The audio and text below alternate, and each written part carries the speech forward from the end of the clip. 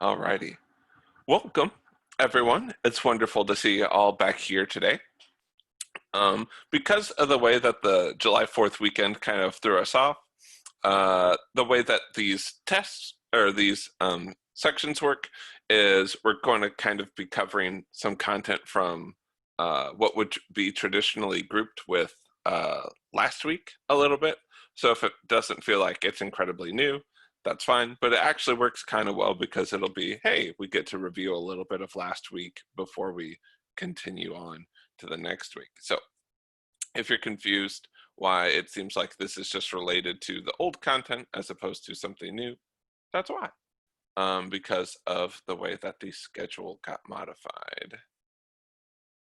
So in this one today, we're going to be looking at ES6 syntax around classes. Classes are a way of describing the prototype chain, are a way of describing the prototype chain from last time. If we finish up here early enough, we might be able to even talk about web servers a little bit, because this week that's definitely going to be a focus for us where we start actually writing our own web servers. We did a little bit of introduction, a little bit of preamble before then, but we're going to be talking about web servers a lot. So we'll be spending time with Express. Later during the week, I expect we'll also get to MySQL to talk a little bit about databases as well before we work on integrating those two together in sections 13 and 14, and then we'll be in project 2. So it's already coming up pretty soon. By the end of this week, you'll be basically halfway done with the course. Woof. Already feeling like it's blown by. So if you have questions, if you have issues, please come to office hours. Please come talk to us. We want to clear up as much for you as possible as things happen. So first thing that we're going to do is we're going to practice a little bit from our prototypes from before. So I want to sort of review that before we go through an activity. So we learned about, let's say, let's set the syntax of this to be JavaScript. So last week we learned a little bit about constructors, which are functions that we can use to make new objects. So I could say, let's say function car, and we'll say that it has a color and a noise that the horn makes. And we would say this dot color equals blue, and this dot noise equals noise. And so we could say const car1 equals new car, it's blue, and it goes awooga. And we've got car2, and it'll be red, and it will go beep, like so.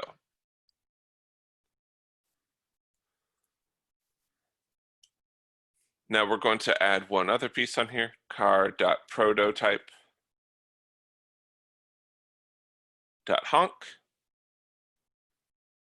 is equal to some function console.log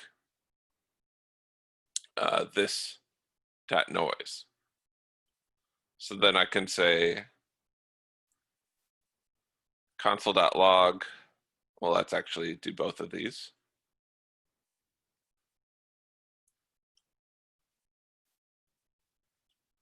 Car1, console.log car2, and then we'll have car1.honk and car2.honk. So let's run through the program. First of all, what do we expect car1.honk to put out in the console? Awooga. Awooga. And car2? Beep. Beep. Yeah. Everyone's just, I'm like, I didn't think I would be saying awooga this morning, but here we are. So we can see that that is just another way of us working with objects. We've seen objects before, we've called their methods, we've done that quite a bit. And with this, we just have a new way of making them. So when we use the new keyword, it makes a new object as to this pointer. So our new object has a color set to, I don't know why it said, I'll need to fix that. There we go. So for car1, the new color, the new object has its color set to blue, and the new noise set to awooga. For car2, the color is going to be red, and the noise is going to be beep for it. Now, when I could have defined it by going this dot honk equals function console.log this dot noise, like so. But because this doesn't change, every time I made a new car, I'd be making a new function. So if I have 10 cars, I have 10 honk functions, despite the fact that all of those honk functions are the same. So what we did instead is we put it on the prototype, because every object, everything has a prototype that tells it how to do different things. So let's pull this into a section right here. So I'm actually a little confused about that. So if you have the function inside the original constructor, why, and you just adding a new car, doesn't that car one inherit that honk? Why is it that it's like if you add 10, it's like building 10? Well, if you do it in here, then each time you make a car, you're making a new honk function, even though that honk is exactly the same. So let's actually contrast those two pieces. So let's say this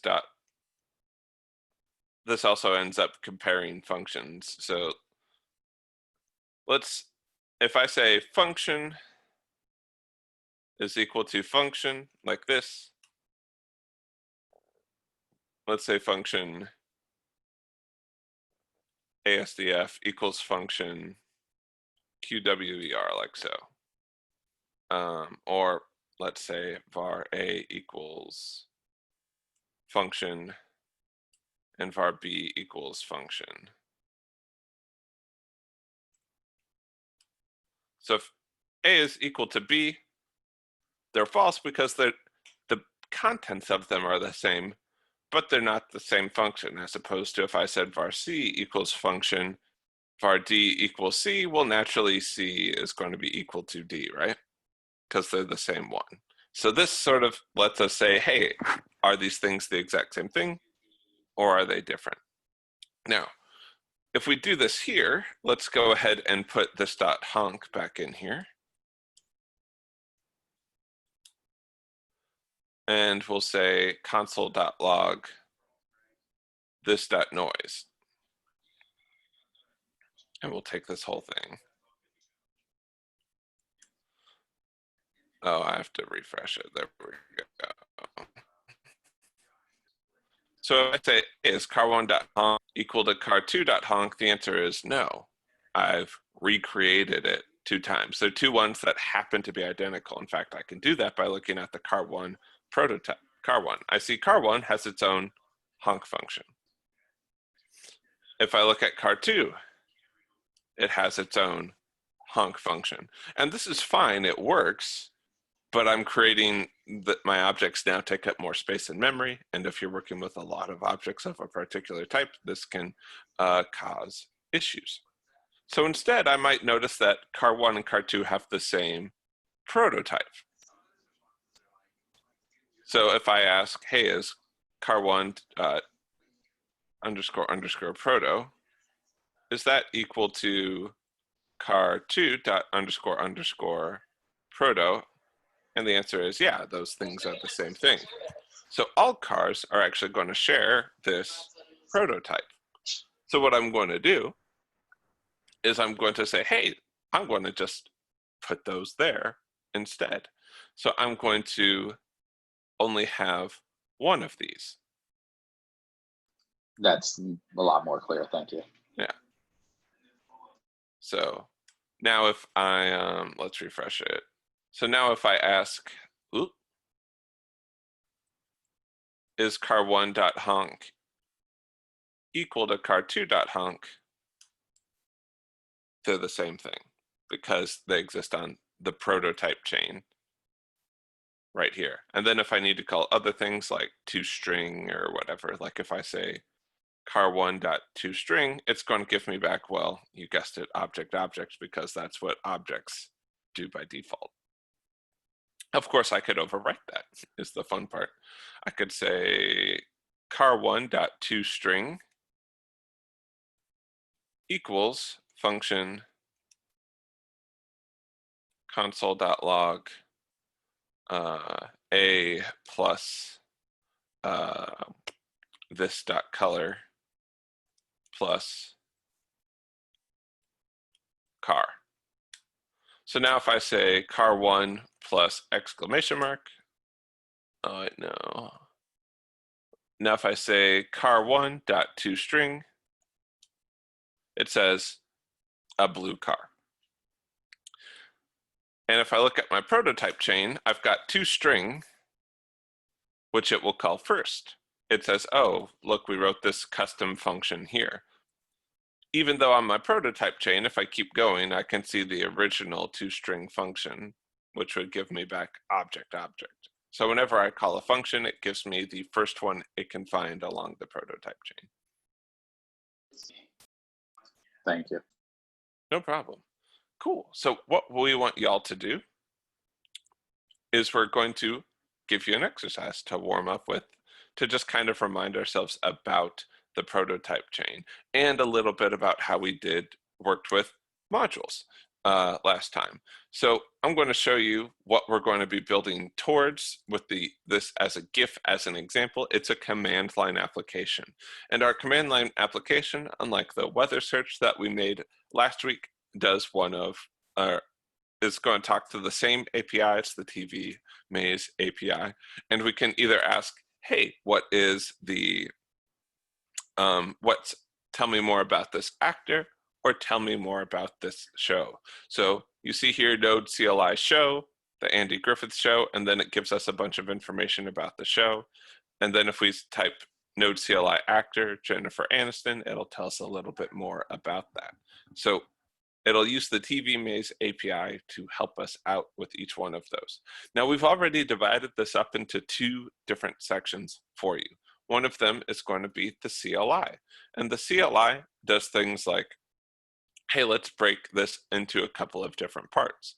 TV.findShow and TV.findActor. You can always think of this as, hey, we are working with our team and another member of our team already figured out the CLI portion of it for us, and we just want you to implement inside of tv.js the find actor function. Find show is already done. What you need to do is implement the find actor function. The README has more information on that, including things you should output like the actor's name, birthday, their gender, what's their country of origin, and then their TV Maze URL. Once that data's been saved, you can log it to the TXT file, and then you can test that your code works properly by running this in the command line. You'll need to do npm install in order to get Axios to have it work properly. So if you have any questions, let us know. We'd be more than happy to help you out. We're going to open up the breakout rooms at this point. If you have, and after, let's see, how much time did we put on the schedule for this? We're going to work on this for 15 minutes. If you have questions along the way, we'd be more than happy to help you out. Let us know, and we'll review after 15 minutes. So good luck.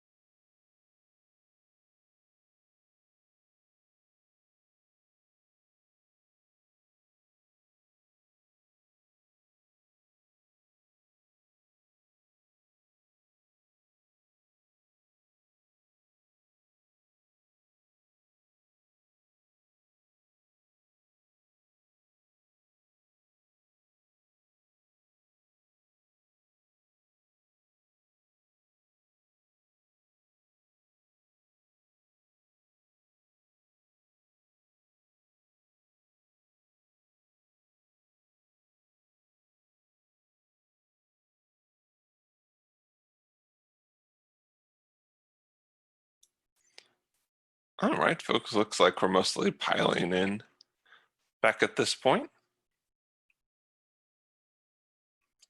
So let's go ahead and review this together. This activity is actually a pretty good example of how we see different modules being designed. You can see that the CLI.js module is basically just about, hey, let me get the input from the user. And the TV.js module is, hey, let's get input from the API. The CLI module also integrates it all together. But if you wanted to change this to use Inquirer, you actually wouldn't have to really change the TV.js model, which is pretty, or module, which is pretty cool because it just uses these different pieces. So let's go ahead and get started. So we start out and we say, let's add some prototype methods to it. The TV here, in this case, is just a collection of functions more than containing any instance data. So sometimes you might see this also written out as just an object that happens to have some functions attached to it, but we want to emphasize how to do some of this stuff. So I would say tv.prototype.find actor. I'll have to call that in the other one as well. Let me make sure I've got the correct thing open here. Just want to be consistent with the names, which is the biggest reason for my notes. Otherwise, I'll just come up with my own and it won't necessarily coincide with the instructions. So find actor equals function term.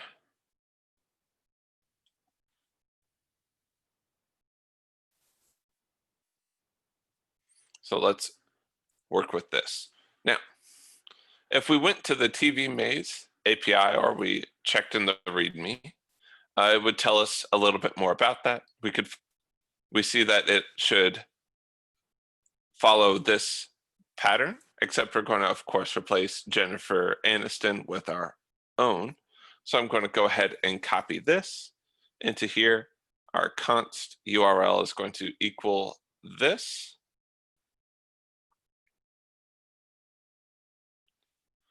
Except instead of Jennifer Aniston, we're just going to take the term. And let's go ahead and label it actor. That's a little bit more accurate of what it is.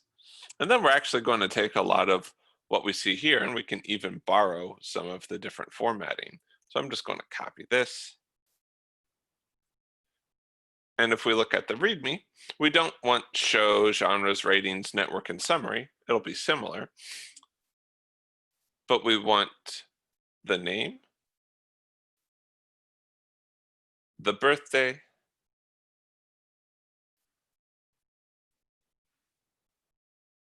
the gender,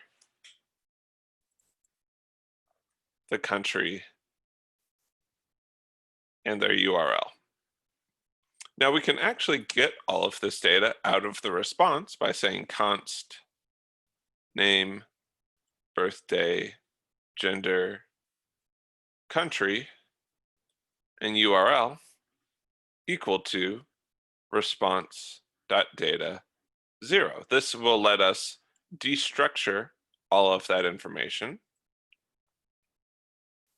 So now this is going to just be name,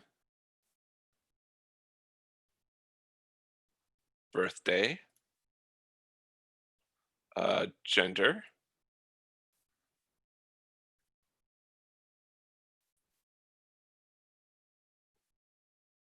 country, .name, because country is actually an object in this case,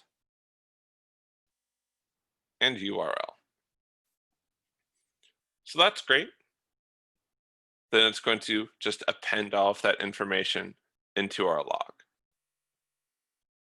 In CLI.js, we can actually already see that that's being called. So we're done at this point. So this is actually a good review of it. If we look inside of tv.js, we see that our methods are built on this prototype.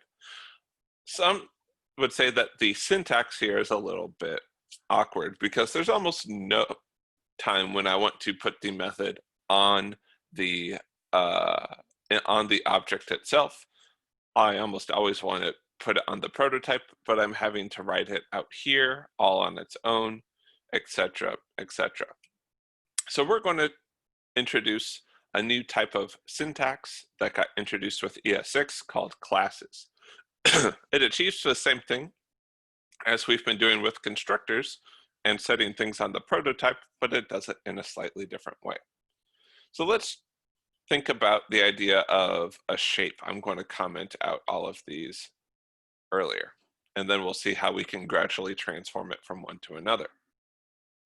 So all shapes of areas are going to have both a perimeter and an area. The way that we figure that out is going to be different per shape. For example, a rectangle is going to be different than a circle. But the thing is, they all have some border that outlines them, and that has a length. And then it has an area inside of it as well. So we could write that out as function shape has an area and a perimeter. And then we've got a shape prototype.printinfo. If we were going to switch it over to the ES6 syntax, we would use this new keyword called class, and we would call that class shape. And unlike a constructor, when we set up, oh, I included some parentheses that shouldn't be there. So class shape. This is the same as if I just wrote function shape by itself. Actually, let's put that down here next to it.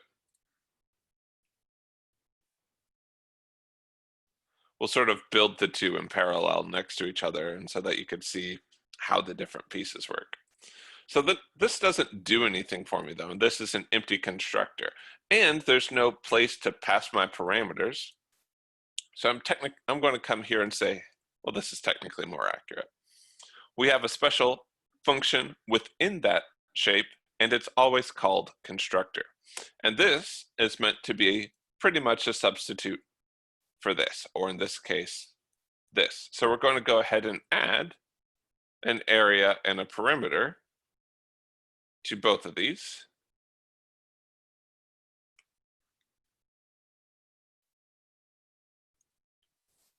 And again, these two are in parallel. These are meant to just kind of model each other. We're just writing in the different pieces. You only need to create one of these. And this works great if all you need is a constructor. Next, though, we can see that we have shape.prototype.printinfo. So if I do this, I don't have to say shape.prototype.info anymore. Down here, I just have to say printinfo like this. It's like I declared a function, except I don't add the keyword function because it's just part of a class like this. There's also no commas in between anything. This is just another aspect of the class. So then printinfo doesn't take any arguments. I could if I needed to, but it performs this function.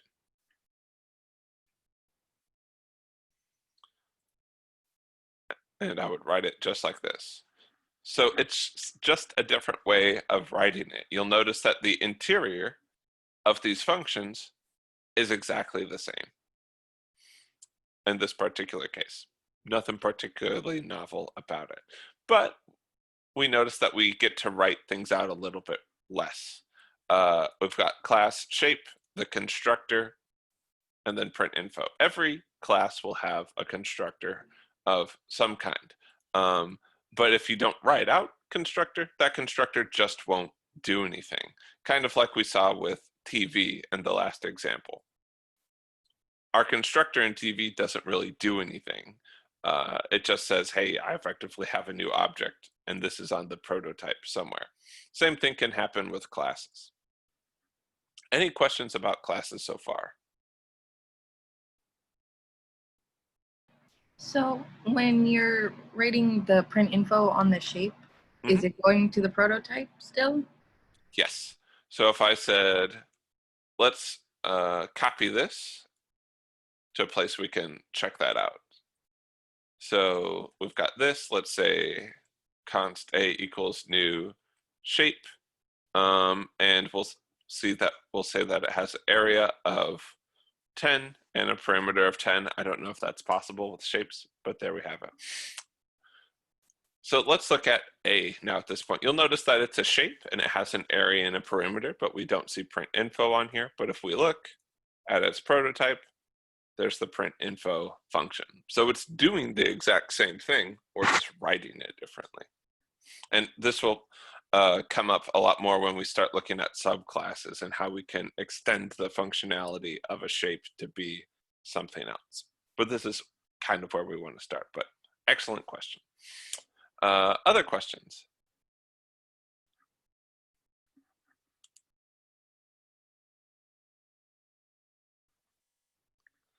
Cool. So we're going to give you some time to practice some of this yourself. So we're going to start out with character.js. And character.js, we want you to add in some specific properties like the name, the strength, and the hit points. You can think of this almost as for an RPG of some kind. So you'll need to make a constructor, and you'll need to update each one of these functions so that they make use of the properties inside of those constructors, and then go ahead and make them. You can even make it so that they alternate attacks as they attack each other every 2000 milliseconds or so. There's more data or info in the README if you need it. If you have any questions, reach out to us in Slack, and we can pop in and answer any questions or provide you replies there. Just let us know. We'd be more than happy to help you out. So we're going to open up the breakout rooms at this point. We'll see you back here in about 15 minutes.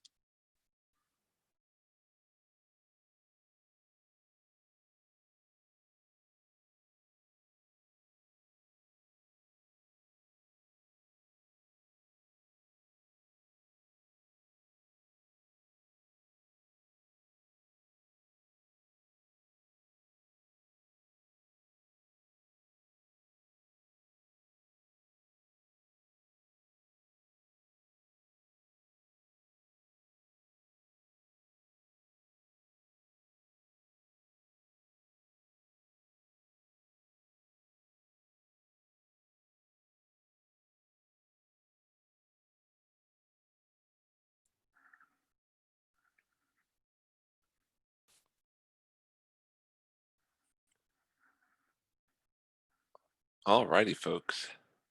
So currently this class doesn't have a constructor, which means that it won't have any properties, which is something we sort of looked at earlier. But we're still waiting for some folks to get back in, so I want you all to be thinking about what are going to be the various steps that we're going to do, because we're going to walk through them as people come back. Cool. It looks like everyone's here at this point. Fantastic. So previously, if we wanted to define what happened when we made a new character, we would say something like function character, and then we would need some of the different properties like their name, how strong they are, their hit points. How do we do that in our constructor? What do we do? Right, constructor. Constructor? And then Then in what? parentheses, name, strength, hit points.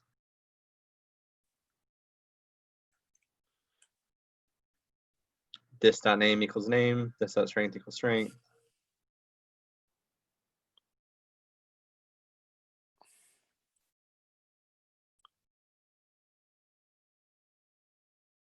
Etc. etc. Awesome. Do we want to set our main character's strength and hit points or not? What you mean? Like this dot strength equals 10. This dot hit points equals 100. Yeah, you could do that, but you will do that down here when you make it. So let's say that we Oh. have const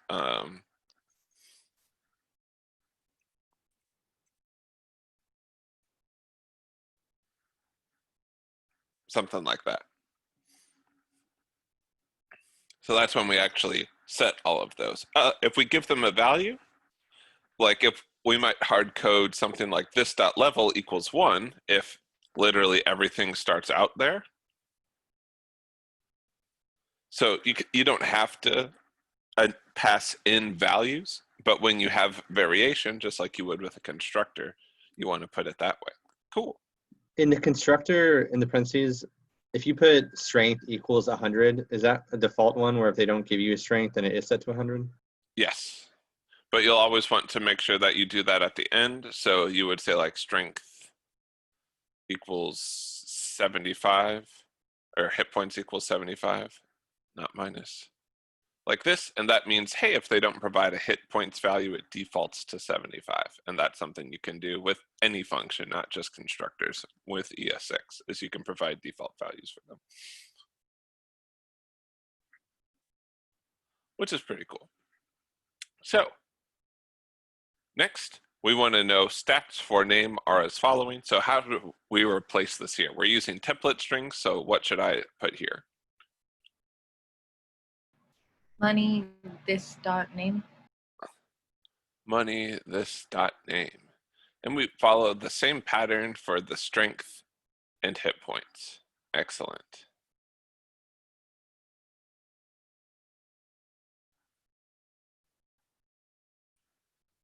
Cool. Is alive. So in this case, it's a Boolean, but we also might include other things on there as well. So the simplest thing we could say, if this dot hit points is, let's say, less than or equal to 0, then we return, no, they are not. Otherwise, I don't know why I wrote 0 there. Return false. Otherwise, return true. You could, of course, change some of those other pieces as well. Now, we'll look at adding some more pieces to that because we want to console.log and put out other information there, but this is the simplest version of that.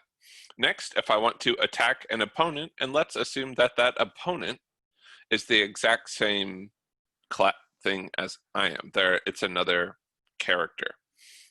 So what I would do is I would take my opponent's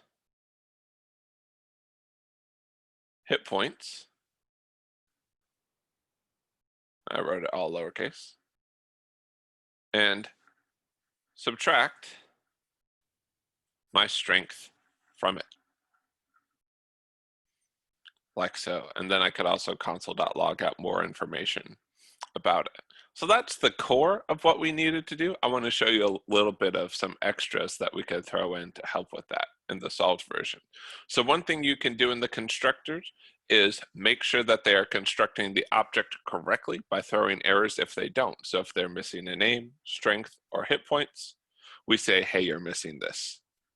And we throw an error, much like you would if you tried to call a method that didn't exist on something, same kind of error. Print stats, pretty much like what we had before for is alive. The only thing that we really add to that is that we add a console.log whether they've been defeated or not. If we wanted to check our opponent, we could check that the opponent is an instance of class, or instance of our class, which in this case is character, to make sure that we're not just being given something else. But we could also, we also might say, you know, as long as it fits the interface, as long as it has hit points, we don't care. Now in this case, this is the remainder of our program. So we make a character for Grace and a character for Dijkstra. And we started out with it being Grace's turn. We print both of their stats. And then we wrote this little function called, or here, and store it in turn interval. So if it's Grace's turn last time, then it's not her turn this next time. If the two of them are both out of hit points, then it's game over. Otherwise, if it's Grace's turn, then we'll have Grace attack Dijkstra. Otherwise, we'll have Dijkstra attack Grace, and then we keep having them fight until they run out of, one of them runs out of hit points. We've got the or in the middle. So as soon as one of them is no longer alive, then it's over with. Cool. Questions about any of the stuff that we see here within this class? Do you need to have any sort of getters and setters? Like when I did my attack, I had a getter for like the opponent's strength? You don't need to. You can, but we're just using the raw property values in this case. We don't need to make a special function for it. Would that change if based on like what you export out and another file is using it? Would they need that? They wouldn't need it. It just depends on how you're defining your interface. For example, if you set it to be just a property, you're kind of always limited to it being just a direct value. As opposed to if you make it a function, you can adapt it a little bit. So you can be like, oh, here's their base strength. Their strength is their base strength times like any buffs that they have or something like that.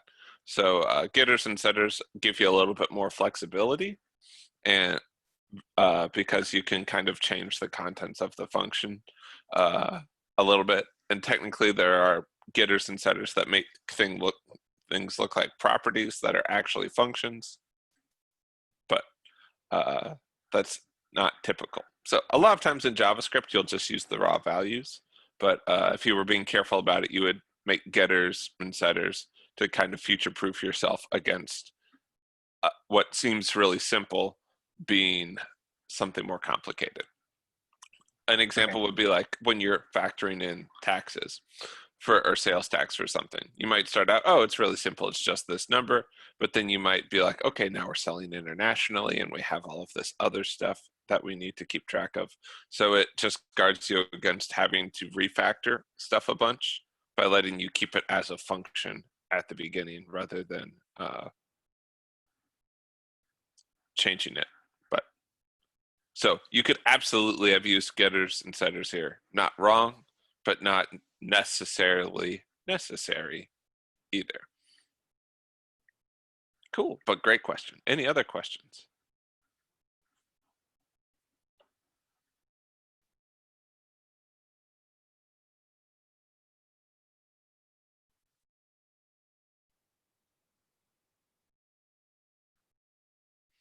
Alrighty. With the next thing we're going to look at is how could we extend this idea? Because we might have, we could say with the example of like a character, let's say that we're making this for a tabletop RPG, we might want to extend these. So we might say like, hey, not only is this person a character, they're a rogue. Not only is this a character, they're a paladin or something like that. So we want the idea to sort of keep all of the properties of a character and then only add on the roguish parts to the rogue or the paladin parts to the paladin. We could also see this with shapes in our next example. So in this case, we've got a shape, which again has an area and a perimeter. This is a for in loop, not a for in loop, but a for in loop. It's not from somewhere else, it's just for in with dots usually written in between this. And what this does is it looks for each property key. So I can look through each one of these and print out each one of the pieces. And that's specifically going to be the top level properties. It's not going to look down on the prototype chain. So it's just going to look at the properties of this object directly and enumerate through all of them. And this is great, and we can take an area and a perimeter, but we want to specialize this a little bit. We want to make specifically a rectangle, and let's sort of put the two of these next to each other so that we can take a look at them. So we can see that the class rectangle extends a shape. All rectangles are shapes, but not all shapes are rectangles. So this extends the idea of it. And instead of taking an area and a perimeter, we're going to take side A and side B. So we're going to take the height and the width instead. So we figure out the area by multiplying the two together, like we because of the rules of rectangles. And we can also figure out the perimeters based off of those two sides, where it's just 2 times side A plus 2 times side B. We know that because it's a rectangle. That's not true for all shapes, but it's true for rectangles. And then we call our parent constructor with this. Hey, here's the area I calculated. Here's the perimeter I calculated. And then we store the extra properties that we have, like side A and side B. And then we've got const rectangle equals new rectangle, 12, 9. So we're expecting the area to be, I guess it's 108, and then the perimeter to be 24 plus 18 is 42. Mental math. This is why we have computers, to do that calculation for us. So this one uses require statements, and it's very common to split stuff up based off of class here. So we're going to actually need to use Node to run this specific piece. So I'm going to open this one up in the terminal. Don't need to npm install anything. This is all just based off of JavaScript definition. We're not even using internal packages. And I'm just going to say node rectangle.js. Now you'll notice when I called rectangle.printinfo, it said area, perimeter, side A, side B. That's because this property has not only these two properties that got added onto it by the super constructor, but side A and side B as added there. So even though this function was written in this class shape class, it's still there in this rectangle. In fact, let's go ahead and I'm going to just put these all together just so it's easy for us to see it. So let's come back here. Let's close this out. Let's refresh the page. And let's copy that in there. So if I rectangle, let's take a look.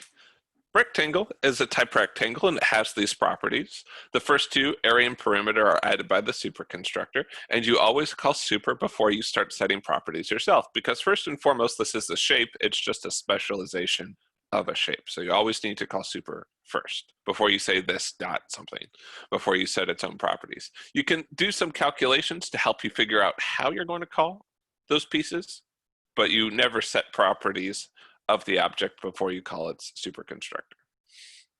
So we can see this is a rectangle, but we can look in the prototype chain and see that its prototype is a shape, whose prototype is an object. So if we look at some of these different properties, we can see that the print info property is here because of the shape. So it says when we call rectangle.printinfo, it looks at the rectangle part first and it says, hey, do I have any of those properties? And the rectangle says, no, I didn't define any of that. So it lets me overwrite that with print info. So if I come down here and let's set this back really quick, I could define my own print info function like so. And I'll just say console.log hello. And actually let's replace this part and refresh this, run the thing again, and you'll notice it just says hello. And that's because the rectangle uses the first print info it can find. So you notice we have a print info from rectangle. The other one still exists. The shape print info is still there, but we stop early because it got defined on rectangle earlier. So you can overwrite previous methods. And the other one is still there. You can still get to it if you really need to, but most of the time you're going to work with this. You can also leverage that. So if I'm in here, and let's just console.log out super from right here. Not the text super, but the property super.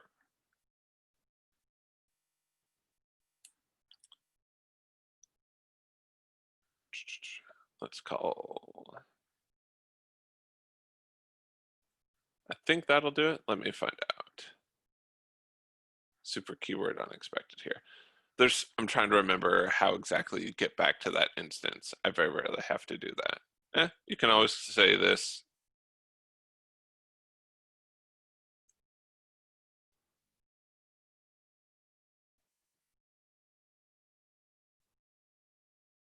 If you needed to. And I'm trying to remember, this one gets a little bit complicated because sometimes different transpilers change it differently. I'll look that up and get back to you. But there is a way to reference the older one within the newer one with ES6 classes. I'm just blanking on how to do it at the moment. But that's not important for you to remember right now. And so, let's see. Is it this? Dot super. I always forget how to get to that piece. Oh well, no biggie. I'll look that up for us later. Or I might be confusing it with another class or TypeScript. That's the thing. Once you start learning a bunch of different languages, you start to get them confused. So you end up Googling a lot of stuff going, is it like it in this one? I forget. So that's an example of what's happening right here. Cool. Any questions about subclasses or extensions? Could you also extend rectangle to maybe something like square? And if so, would you use super twice if you wanted to reference shape? For sure. So let's say square extends rectangle. And in this case, we would just need one side, right? And the thing here is that we would just call rectangles constructor using super side A, for example. And we're kind of done at that point, right? Right. Because this calls the rectangle, or sorry, that would be side A, like so. Because this would call this one's constructor with area and perimeter after I'd figured it out and applied this. So I only need to be worried about my direct parents constructor because it will call its parents constructor, etc. Gotcha. But yeah, you can keep going. Generally, you don't want to have something that's like really deep like that. You don't like to generally have pretty deep hierarchies of these like blank extends blank extends blank extends blank. You can get into trouble kind of quick with that. Generally, people like to keep relatively short hierarchies that are pretty broad. So shape falls into that pretty easily because you say like, hey, here's a shape. Everything has this property. And then we could specialize rectangle and then specialize square even further. But probably we would just keep it as a rectangle that just happens to be the same. But if you want to include triangles, arbitrary polygons, or other things like that, you can, there's a lot of different things that can extend out of this that still have that interface of, hey, go ahead and print the info or give me the area, give me the parameter, etc. Mm-hmm. But would it be like best practice just to make a new class for each of those things that extends the shape? Mm-hmm. So you would see something like, let me get this here. So this is our shape class up here.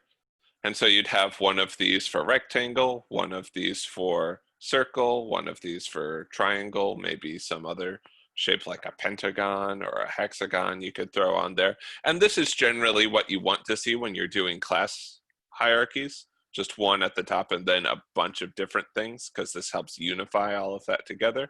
If you're doing like this and then this and then this and then this and then this, like it's just one extending from another, that's bad, because oftentimes it's just specializing this too much, in which case it's better to organize it in different ways. It might be better to organize them in like has a type of relationship. So it's like this thing has this thing has this, because it can get kind of confusing pretty quick. What does the code design look like for that, for the broader arrangement? Yeah. So in that case, it's just about how, like, you'll notice that shape doesn't extend anything, right? So that's kind of your top level one. So this means that you just have a bunch of things that extend the one thing at the beginning. Versus if we did it one after another, it's like extend rectangle, it extends shape. Square extends rectangle, and then we're like small square extends square. And it just keeps chaining them together like that, as opposed to just a bunch of things sharing a single parent. Got it. So it would look kind of like this. It would just say like class whatever extends shape. Right. So we'd Then have a feature lot in of that. stuff extending shape rather than something extending Yeah. shape. Okay. That extends rectangle, that extends square, etc. And Got it. you can have all of those instances in one, like they could just share this require shape. For sure. Yeah, they can all do that because they all extend from shape. No, So- I'm sorry. So like so we're in rectangle.js, but we could do like shapes.js and have like each of like the class rectangle and then the class square. Blah, blah, blah. For sure. What you would probably do in that case is you would have like a shapes folder, and then you would have like a an index.js that would export all of them, and then like a shape.js, rect.js, etc. for each, Got it. where you would have one per, and then they would extend each one of them. And then the index would be used to group them all together, so you just have to require that index file. Eric, usually the super keyword refers to the parent constructor, right? Mhm. So already like the parent constructor has its particular name. Like, can we write as rectangle side A, side B, or it should be like super the keyword? So in this case, if we were wanting to do like a square, it doesn't matter what we call this because they're just functions, right? Yeah. So we could label these whatever. So the thing is, when we extend from rectangle, we just need to match this constructor. It would be like if we said new rectangle, like whatever we would pass to that, we would pass calling super. Got it. Yeah, but super is just our constructor for our parent class. Cool. So we're going to use the example of a vehicle. A vehicle works pretty well because it fits our broad category of there's going to be some stuff that's common to a lot of vehicles, but we could have a lot of different kinds and a lot of additional properties.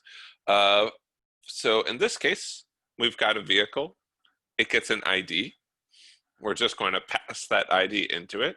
That's just to uniquely identify the kind of vehicle that it is. We're going to look at the number of wheels and the sound that it makes. And then we can say print info, and it just says this vehicle has blank number of wheels. This vehicle has an ID of this .id. Instead of the README, what you're going to do is you're going to create a car class that extends the vehicle class and a boat class that extends the vehicle class. So a car, for example, typically has 4 wheels. Usually it has 4 wheels. If it doesn't, usually something else is going on. And then there's a boat which has no wheels. But then we're also going to give them their own custom properties on top of that. So once you've created those custom properties, then you could use them on there. We didn't see an example of that in the previous one. But you can, for example, if I try and call crew sound off on the car, on a new car, not going to work. They're not the same type. But that should be fairly obvious on there as well. So what we're going to do is open up the rooms at this point. We're going to give you 15 minutes. We want you to extend vehicle.js. Go ahead and make new files for each with car.js and boat.js, applying the super constructor in the appropriate way, adding the own custom methods and properties to it. We'll go over this in 15 minutes. Good luck.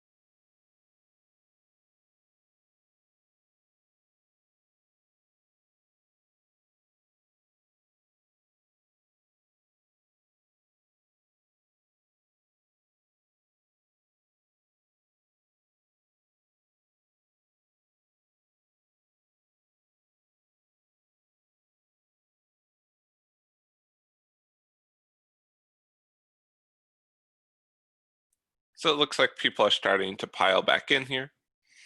So we have our class vehicle, we export it, and we want to make 2 new ones. So we're going to make a new file called boat.js and a new file called car.js.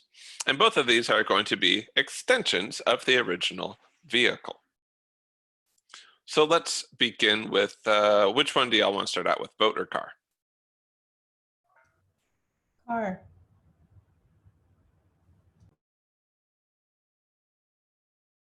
People are like, well, either's fine. Car. Oh, either that or my volume is turned down. Did anyone say boat or car? Car. Car. All right, car, cool. It's great for me to check my volume with questions like these because it just slips off sometimes. So let's say const vehicle equals require dot slash vehicle. And then I would say class car, then what? Extends vehicle. Extends vehicle. This is our way of establishing the order of the prototype chain. The car says the vehicle is my prototype, and I'm going to use some of that. Next, we've got our constructor. What information did we need to pass into the constructor for the car? Color. All right, we need color. What else? Passengers. Cool, and that's what you need for the car. And what pieces do we need because it's a vehicle? ID, number of wheels, and sound. So ID, and then we could also just hard code number of wheels and sound. So we could include number of wheels and sound, but we're going to just hard code what these are for every car. Every car is going to have the same number of wheels. Every car is going to have the same sound. So if we're not doing that, we don't need to ask the constructor to pass that in for us. The same way that we didn't need to ask for the area and the perimeter of the rectangle, we just asked for the 2 sides and we're able to calculate it based off of that or hard code it in there. So first thing we do is we call super. We'll pass in ID. It's always going to have 4 wheels. And then we're going to say that it always makes the beep sound. And then we're going to add on the car specific properties like this dot color equals color and this dot passengers equals passengers. So we call the constructor for vehicle with the ID. We didn't know this, so we asked the user to pass us to it. And then we decided that every car has 4 wheels and makes the beep sound. Could we have passed this off? Yeah, that we could absolutely do that. We do that with ID. There's no reason we couldn't do it with the number of wheels and sound, but this is kind of the way we have it being done. Now, there's some extra methods on here that we need. We get print info for free just because it's a vehicle, but we also had use horn and check passenger length. So for use horn, we would just say console.log this.sound. So even though this is created on the vehicle, when this constructor is still applying to this same new object. So ID, number of wheels, sound, color, passengers are all going to be on the same object. They're not going to be deeper in the prototype chain. They're all on that top level object. It's the methods that are going to be at different spots on the prototype chain. So let's work on check passenger length at this point. So if this dot passengers dot length is greater than 4, we'll just console.log out a message.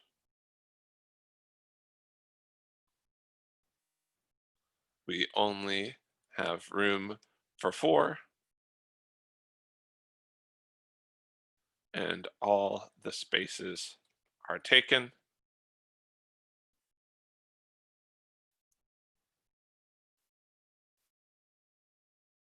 Otherwise, we'll console.log. We only have room for 4.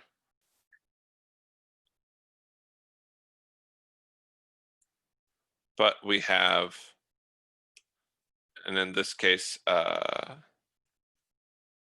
we don't have to say that, we could extend that based off of this. So we could say, I guess we've hard coded to that, but we have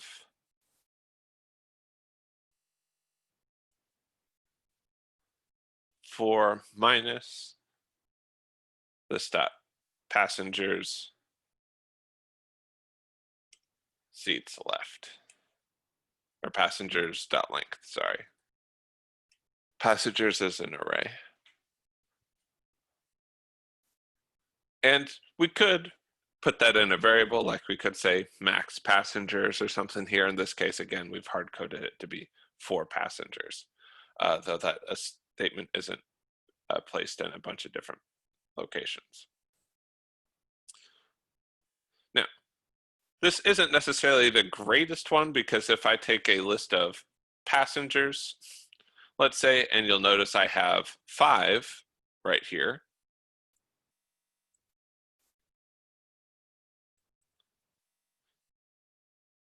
And I make this off of a new group of passengers, it says, hey, guess what? You started out with 5 passengers.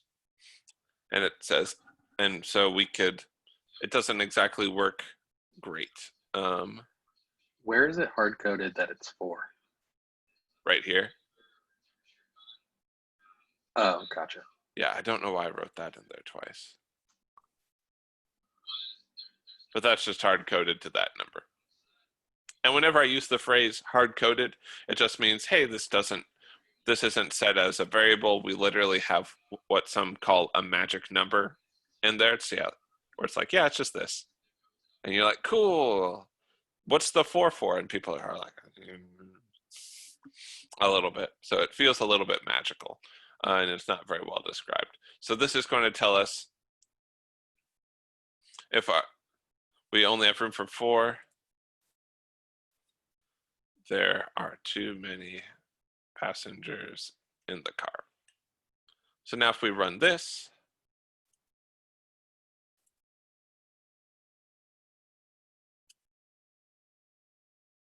and I say node car.js, we only have room for 4, there are too many passengers in the car. Makes sense. So if I take some of these out, let's say that we've just got Socrates, Confucius, and Aristotle in there. And it's like, we only have room for 4, but we have 1 seat left because there's only 3 people in there. Cool. Let's look at the boat. Now the boat is going to start off pretty similar. In fact, I'm going to just copy some of this over, take out the stuff in the middle, and we are going to have a boat extend vehicle. So let's go ahead and figure out the constructor for this one. So looking at the vehicle, some of the stuff we're already going to know. So let's say that, well, first of all, how many wheels does a boat have? 0. 0. So we know that when we call super, the second argument is going to be 0. We know that the ID is going to just get passed through like it did on car. And what sound do we want the boats to make? Whatever a foghorn sound is. Bwom, maybe.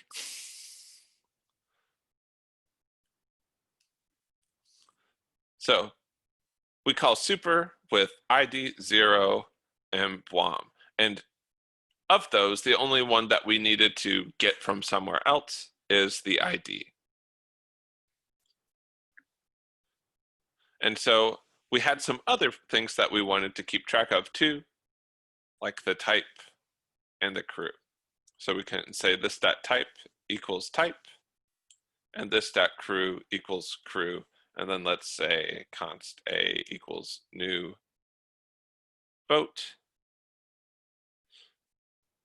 And we'll just say it's boat number 1. It's a sailboat, and we'll say it doesn't have any crew. Now I want to show you an error that will happen if we try and set properties before we call super. If we try and do this, this is wrong. What does it do to keep us from doing that? So we'll say node boat.js, and it gives us this error. Must call super constructor and derived class before accessing this or returning from derived constructor. So we always have to make it a vehicle before we can make it a boat. So you're always going to call super before you use the this keyword in any capacity. Cool, and that's kind of our constructor at this point. We could also say use horn,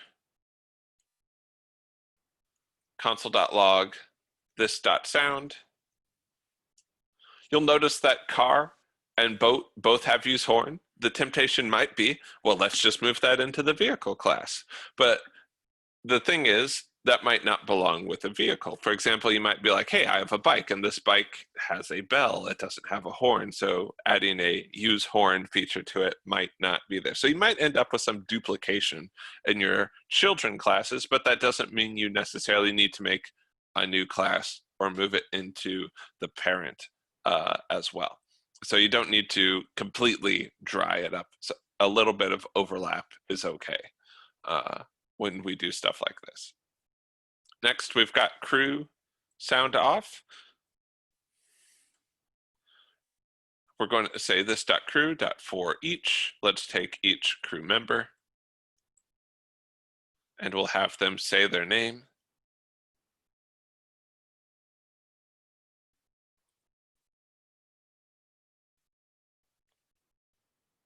Name, reporting for duty.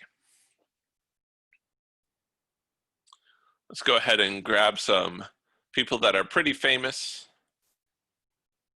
for being great to have on boats. And we'll replace this with our boat passengers.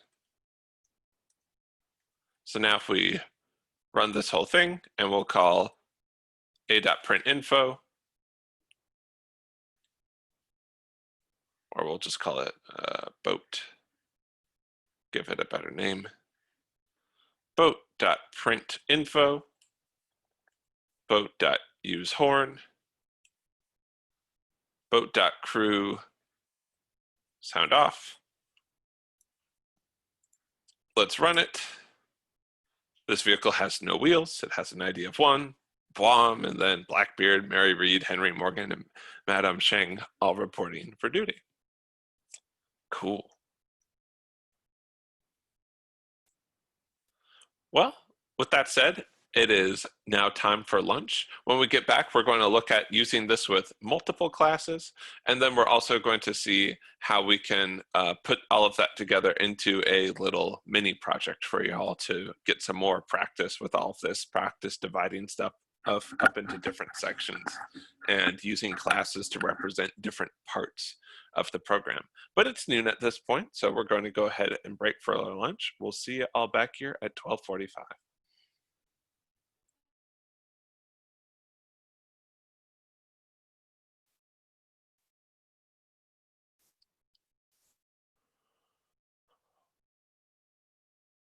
Alrighty, folks, it is 12:45.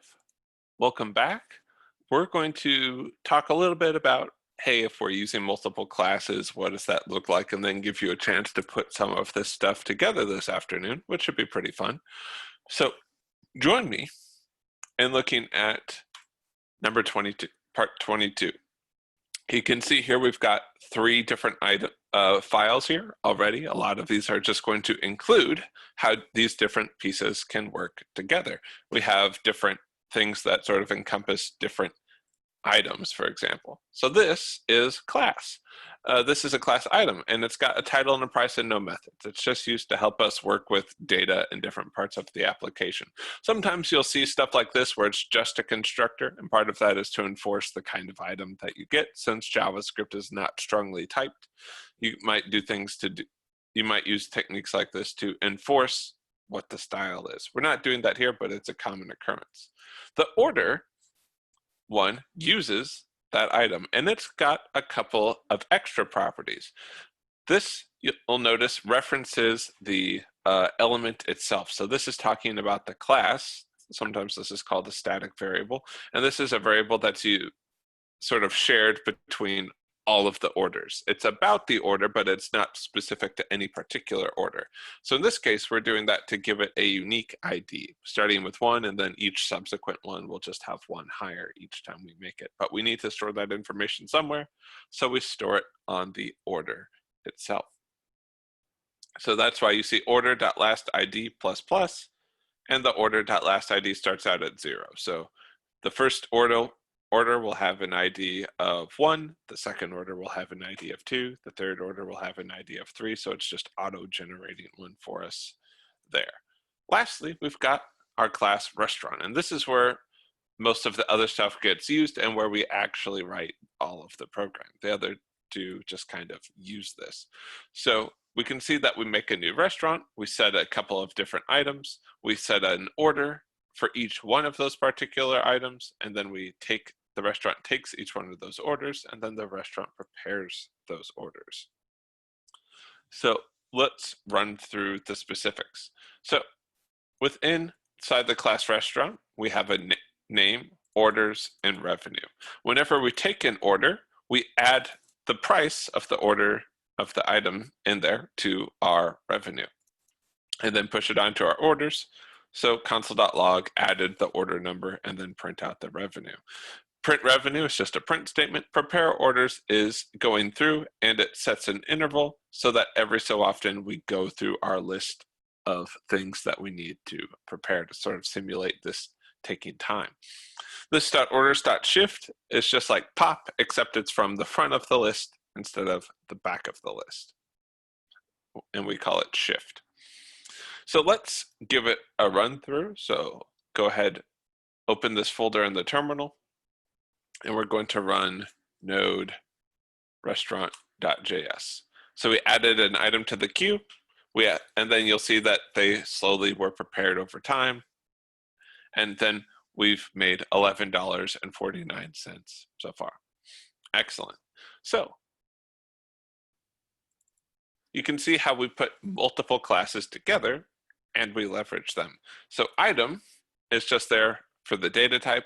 The order does almost the same thing, except it works with an ID number, and then the restaurant does the bulk of the work. So these are much more like data classes, where they're just there to hold data in a particular way that we're used to seeing.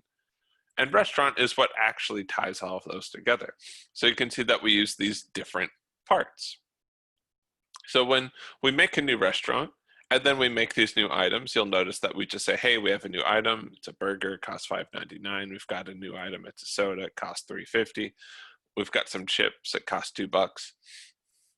And then for each one of these items, we're just going to generate a single order, and then we can prepare those orders. Now you can imagine a user interface where instead of just auto-generating some orders, you can use Inquirer to say, hey, these are the items that are available. Which ones do you want? And then prepare them for the user, or even tie it into a web request of some kind. So you can see that we've got all of these different classes and they interact together. No inheritance here in this case. They're just their own individual classes that there's not actually going to be a ton of times where you need a lot of inheritance. We just want you to be able to work with it. Any questions so far?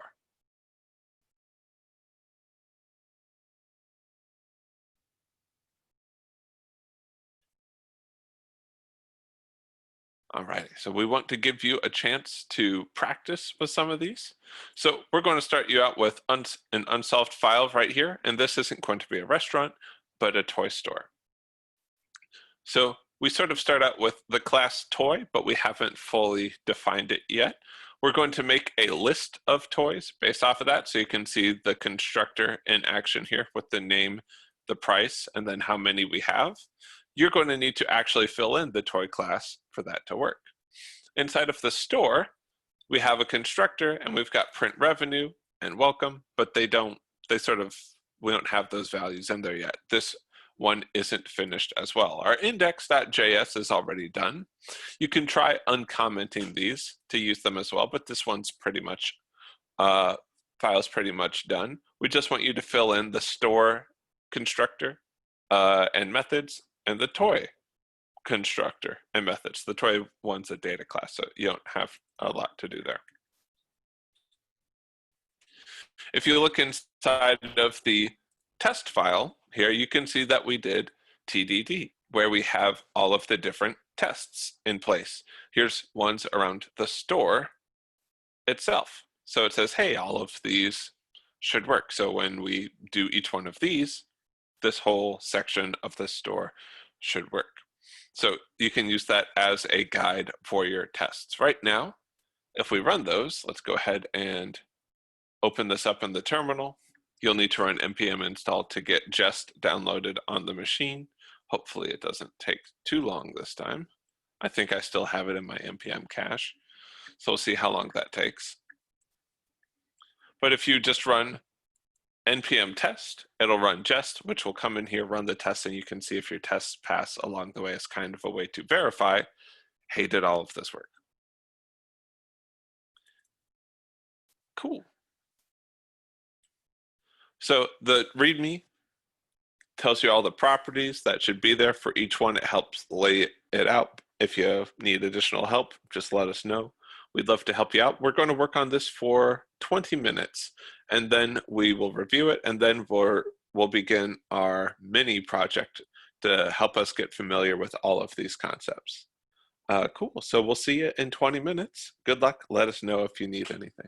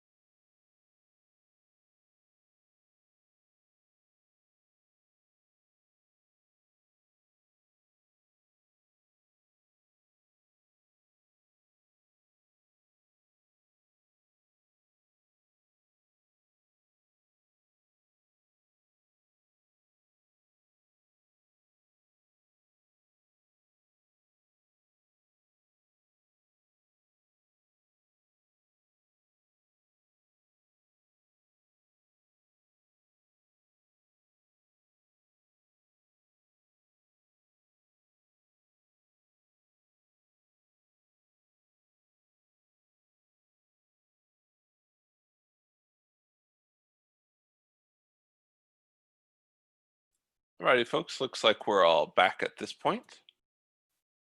Let's go ahead and start this out and just slowly move forward. Part of this, what helps here is the fact that we've got tests so that we can check if we did everything correctly or not. And they're just centered around store. Sometimes you're going to have classes where you're like, hey, we just care about the store. And then internally, you build other pieces to help with that. People might only use the store module, but internally you separate things into different pieces like the toys, etc. And you just have to use those. So in this case, we didn't write tests for everything, but just this one. So I'm going to open this up in the path, and I'm going to do something a little bit different. Where it says just, I'm going to come into the package.json and do --watch added to it. So now when I run npm test, like so,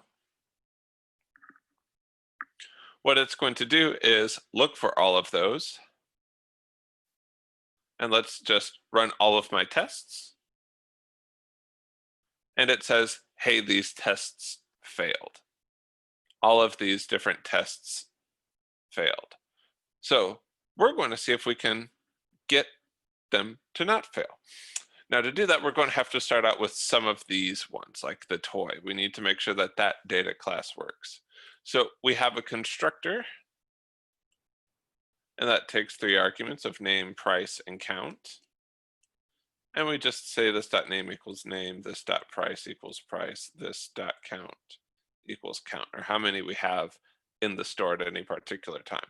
In this case, we're exporting both the toy class itself in case people needed to use more, and a pre-created list of toys.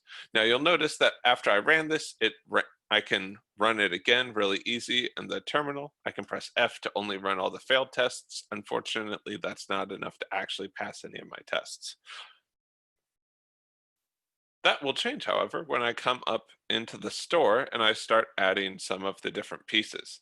If we look at the tests, we can see that we're not describing the constructor, but just some of the different things like decrement count, increase revenue, increase count.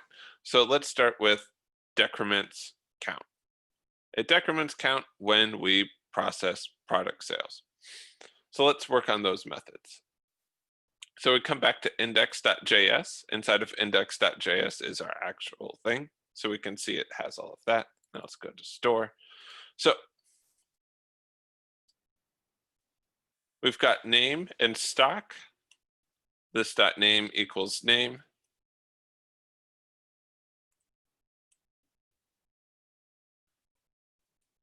This dot stock equals stock.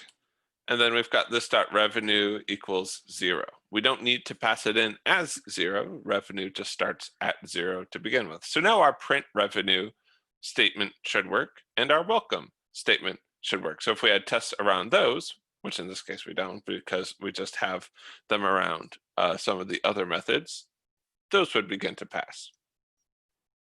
However, we have 2 other ones that we want to write as part of the store.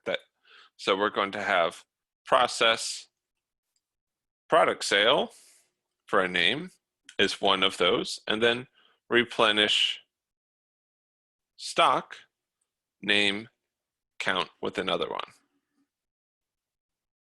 As I saved it, since this item is being tested, it automatically is going to rerun the tests for me.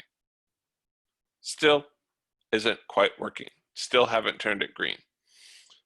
So in this case, let's just try, hey, we make a new store. It should come in this way, process product sale action figure. So let's work on process product action sale within the store. So process product sale, we're going to look in our stock. Our stock is going to be a collection of toys to see if it exists. So we're going to say this dot stock dot for each item. If item dot name is equal to name, then what are we doing in here? Selling one of the item. What are some constraints? What are some cases where we might have found the item, but we weren't able to sell any of it? What would be some cases? 0. Yeah. So if we don't have any of it, if the count is 0, then we can't sell it. So let's add that on top. So if item.count is greater than 0, then we can sell the item. Otherwise, we can't. Console.log, sorry, item.name is out of stock. So when we sell an item, how should our store change and how should our stock change as well? The revenue should go up by the cost of the item, and the item count should decrease by 1. Right, so we'll say item.count minus minus goes down by 1. And then we'll say this.revenue, talking about the store, plus equals item.price. So now we're going to redo some of the tests. So it's taking a little bit long. You can see how the color changes the longer it takes. So we have 1 failed, but 2 of our tests have passed. So that's good. We want to keep working on this. Now the next one that we were asked to do was replenish stock. So in this case, we're going to borrow some of the same structure. We're going to see if we can find the particular item. And you could do this using for each. There's also other methods like find that you could use. So this is, hey, we found the item. Are there any conditions once we've found the item? Or are we always going to do the same thing?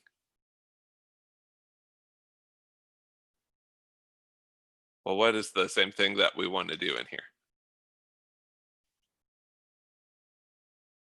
What was the question again? So we're replenishing stock. We've found the item with that name. And so what do we want to do here? Increase the item count by count. And then we can just put a little message on there that will be console.log that we replenished our item.name by item.count. We're running our tests again at this point, and if we did everything correctly, our tests should pass. Great. All of our tests are passing. Let's check the actual program and see if we encounter any errors there. And so I'm going to just queue to quit out of the watch mode and say node or npm start now. We'll just say node index.js. Welcome to Big Al's Toy Barn. The revenue so far is $62.96. So we didn't see any errors. Let's go ahead and try and add in some of these other pieces, and we should see some more revenue. Oop, sorry, rare toy is out of stock. We replenish the rare toy by 2 and then try and process the sales again, and we get $80.95. So always start with the tests, making sure that the tests pass, and then once the tests pass, you still need to run the program to make sure that the whole thing works. Questions?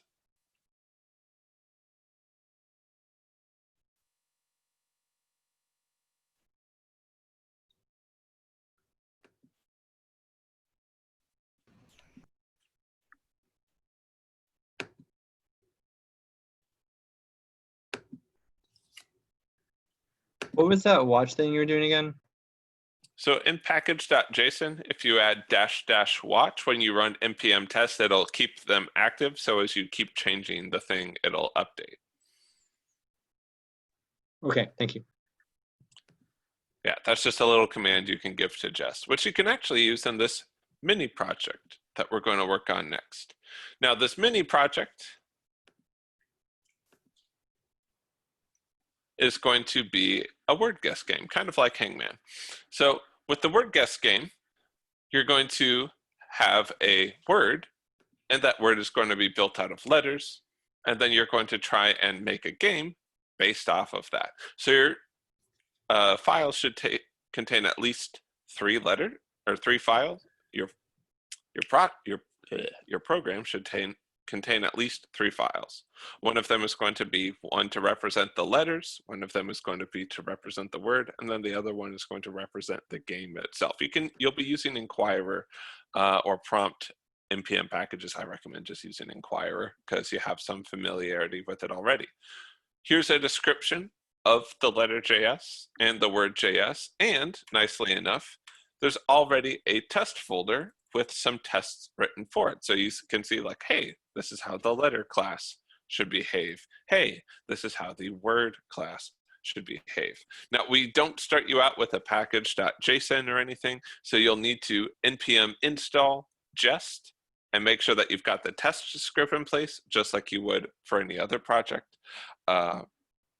Because we want you to run these tests. You could even add the --watch option there if you wanted to. And since I've already done that, if I say npm test, at this point, it's going to try and use jest, and it's going to give me some, oh, I'm in the wrong one here. Let me go into,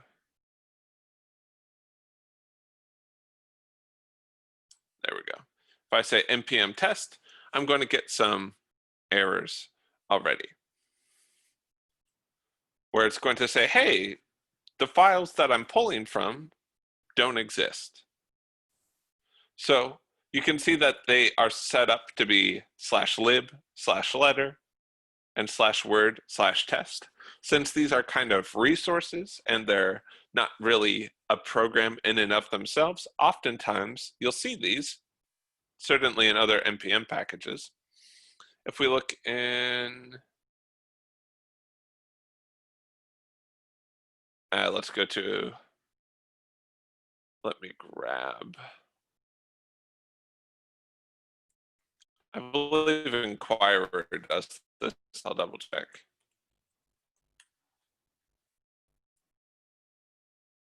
Let's go to their GitHub.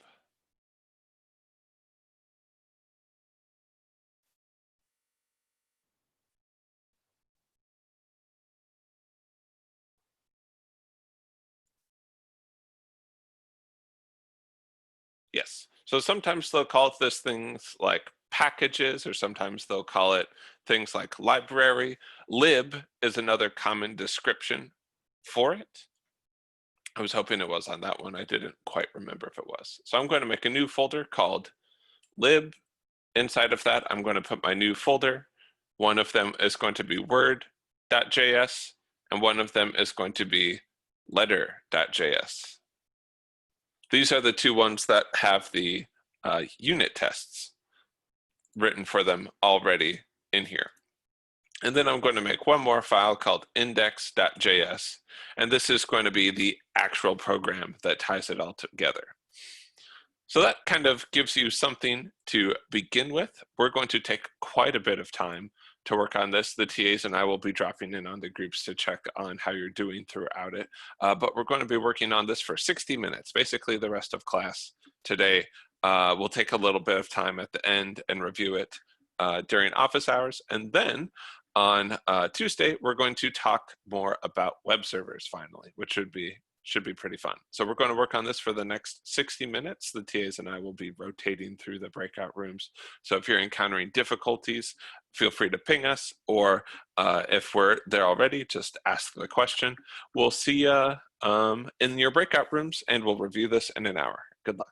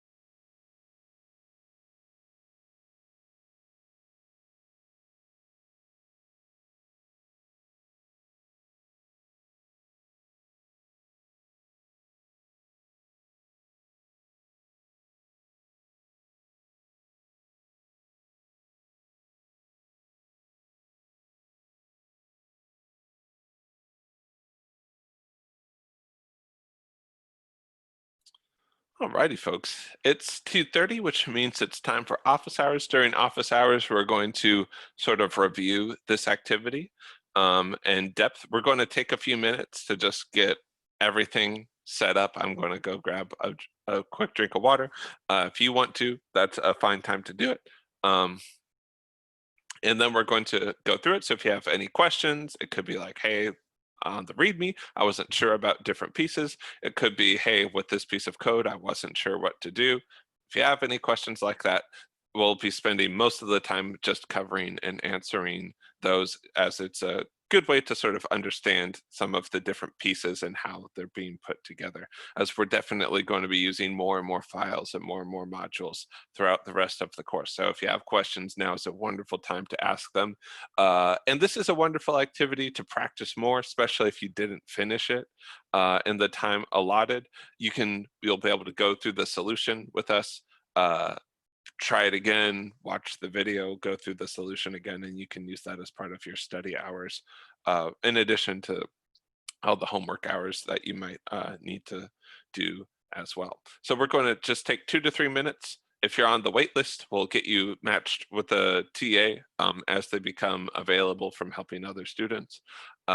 So we'll see you in about 2 to 3 minutes if you're sticking around with us. If not, we'll see you tomorrow. Have a great afternoon. So 2 to 3 minutes, we'll see you.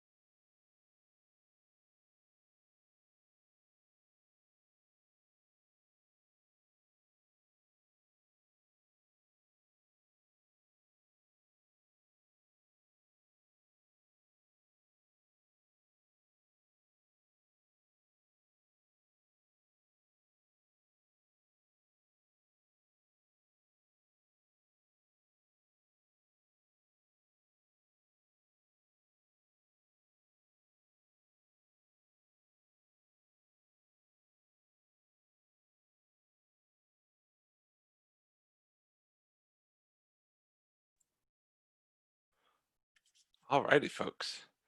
Welcome back. So what we're going to do is we're going to go over the mini project. And fortunately, inside the unsolved folder, we have tests already written for us, letter.test and word.test.js. So if we look at our README, let's take a look at what those different things mean. So unfortunately, I guess the GIF doesn't load on there.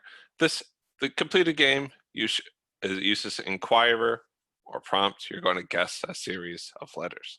So you've got letter.js, and this is going to be a class that embodies the letter. So this is either going to display an underscore or the character that was guessed.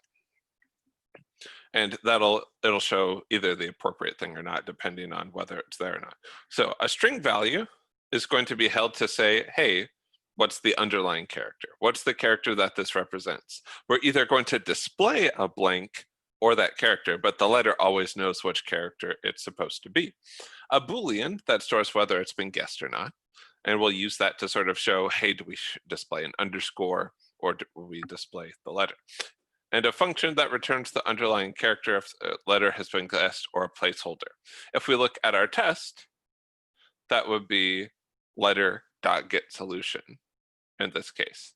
Letter.getSolution is the one where we say, is that it? And then a letter that takes as an argument, or takes a character as an argument and checks it against the underlying character, updating the stored Boolean value to true if it was guessed correctly.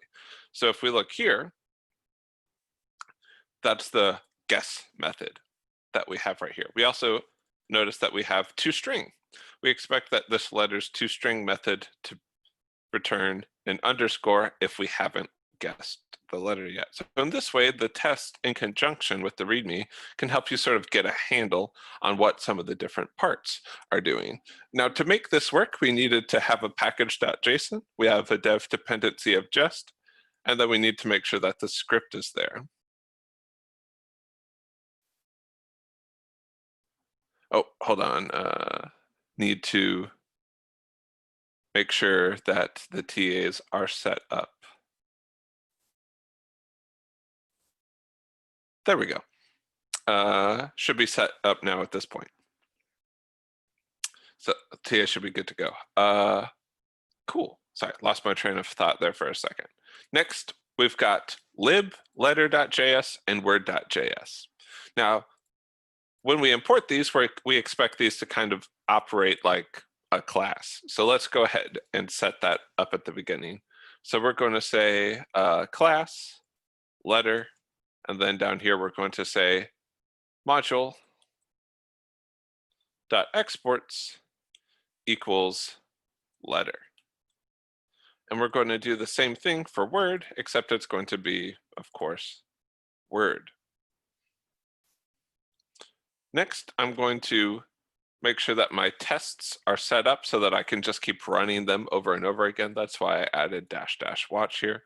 So I'm going to say npm test. You could also say npm run test as well. So this is estimated to take about 8 seconds. We'll see how long it actually takes. And we'll see what the results are as well. And it looks like we've got no tests passing at this point. Cool. Let's take a look at the first test. So it says characters that aren't characters are instantly visible, returns underscore for letters, correct guesses return true, etc., etc. And let's look at the README as well. So the README tells us that we should have these values. Let's go ahead and sort of put this off to the side here. And so we need a string value to store the underlying version.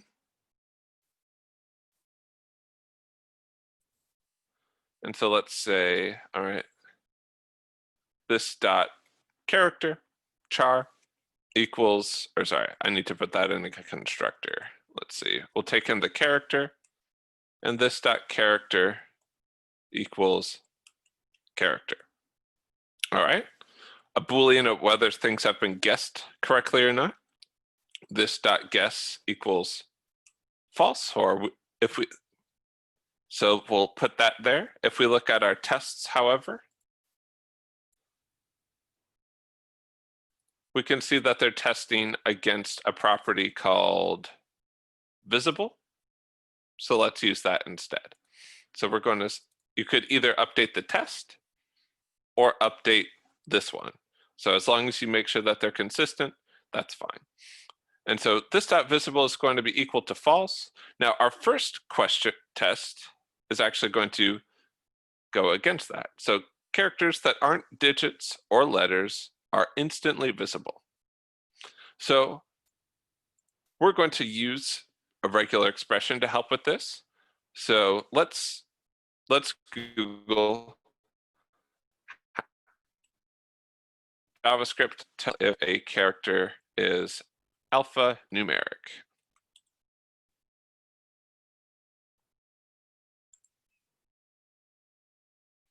And so it's like, hey, let's see if this is built out of letters or numbers. You might arrive at one of these alphanumerics or some other resource for it, and you'll learn a little bit about regular expressions.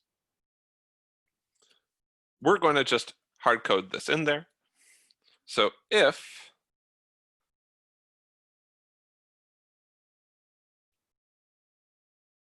and we'll put in a alphanumeric character. So we'll say if this regular expression, so if it's between A and Z, or 1 and 9, and then we're going to put in /i here, this is what's called a regular expression.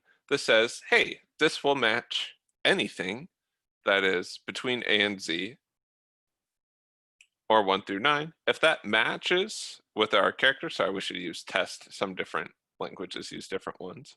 So if this matches, then this dot visible should be false. If it doesn't match, then this dot visible equals true. This means that things like the question mark, if we have something, a word that includes a question mark or an exclamation point or other things like that, gets added in there, then it won't do anything. So that's pretty cool. So we've actually passed our first test at this point, which is letters that aren't digits or letters are instantly visible. Cool. Let's work on some of the other properties. We'll keep the letter test up here next to it. So toString returns underscore for letters. Cool. So let's write a method called toString. This is overriding the built-in toString operator, which we'll actually be using later. So if this dot visible is equal to true, or you could just say if this dot visible, then we're going to return our underlying character. If it's not, then we're going to return an underscore instead.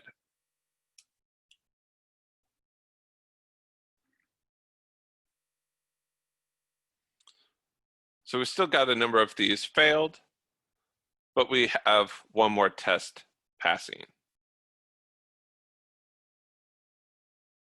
So let's go ahead and go on to the next test.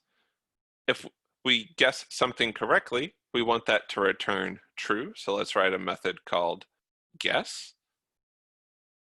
And we'll take in the character that we're going to guess. So if character guess dot to uppercase, or you could use to lowercase, is equal to this dot character dot to uppercase.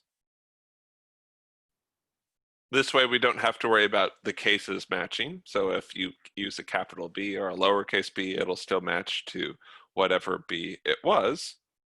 Then we're going to say this dot visible equals true and return true.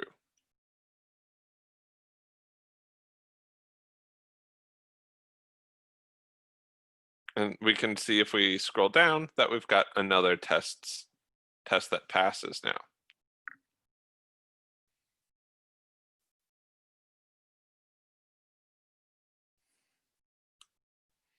And we'll only run tests related to the files we've changed, which in this case is file.js. So we only have a few left that are problematic in here. So we have get solution. And that should be the last one we have to do for everything to work. So we need to write a function called get solution. And this is going to just return us back different things, which is going to be return this dot character. So new letter L, get solution L. So it's a way for us to check if it worked correctly or not.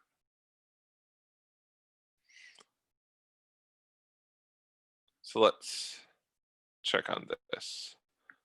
Oh, I forgot to add return false. It doesn't work. So I forgot to make sure that the negative case worked here, which is why I tested both. We've got the positive case and the negative case for guess. Cool. So my first test suite has passed. So in a sense, we're done with letter.js. If it's passing all the tests, we're feeling pretty confident about it. So next, let's go over to word.js and let's look at the README. Well, actually, before we do that, any questions on the pieces that we covered so far?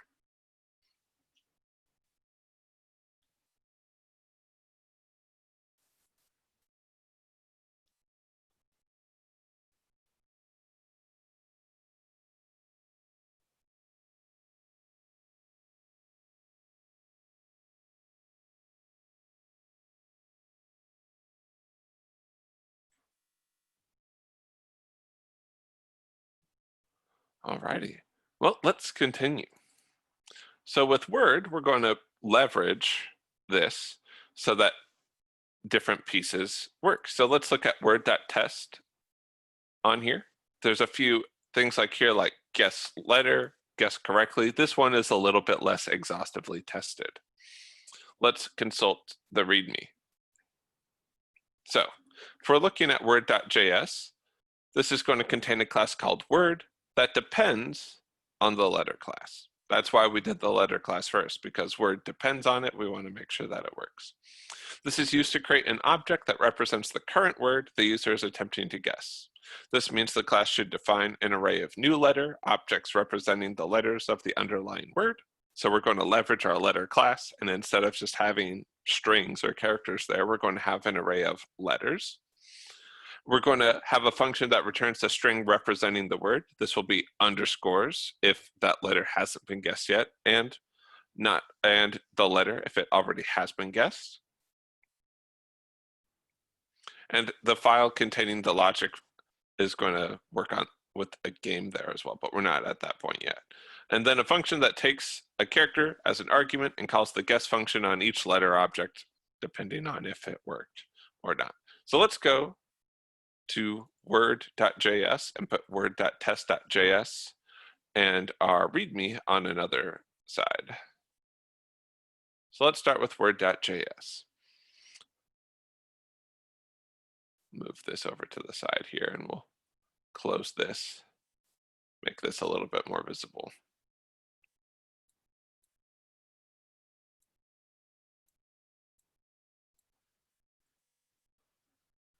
So looking at the README, we need an array.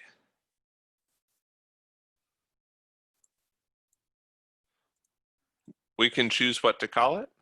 So I'm going to make a constructor, and in there we'll take the word. And so this could be something like const a equals new word cat, something like that. Sometimes it's good to write just example usage code down here so that you can be like, okay, this is what it would look like if I was using it. Next, we need to say, hey, we've got letters and they're equal to an array of some kind. What we want them to be built off of, if we have cat, for example, it starts out getting split into C, A, and T, And then from there, we need to transform it into an array that's basically new letter C, and then A, T, etc.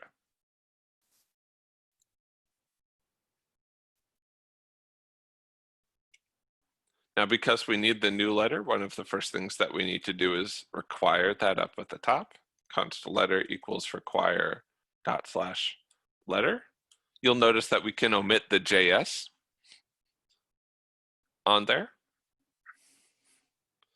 And so this is closer, but it's not quite done yet. We still need to move from these sections. So we can get from nothing to this step by saying word dot split.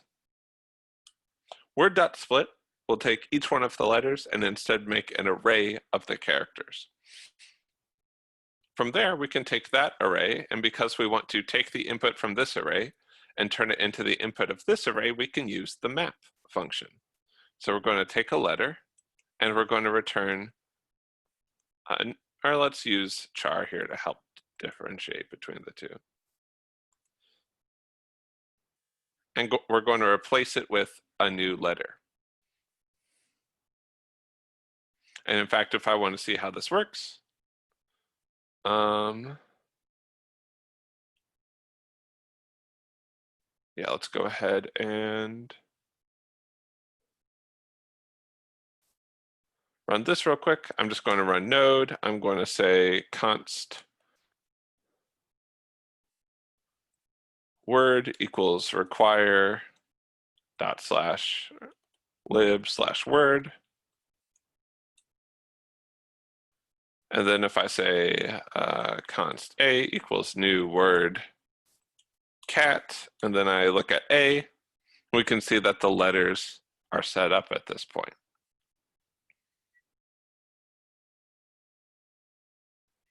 So what I want to do is I want to build some more functions, but I have this representation of each one of the letters right in there, ready to go. So let's move on to the next thing. So one of the ones that we wanted to do was be able to guess the letter. We'll call that guess letter. We can even look at our test and see that that's the name that it wants to use. So we say guess letter. It's going to take in a character, and it is going to return true or false. So we're going to say let found letter equal false, and we're going to say this dot letters dot for each, and we're going to take each letter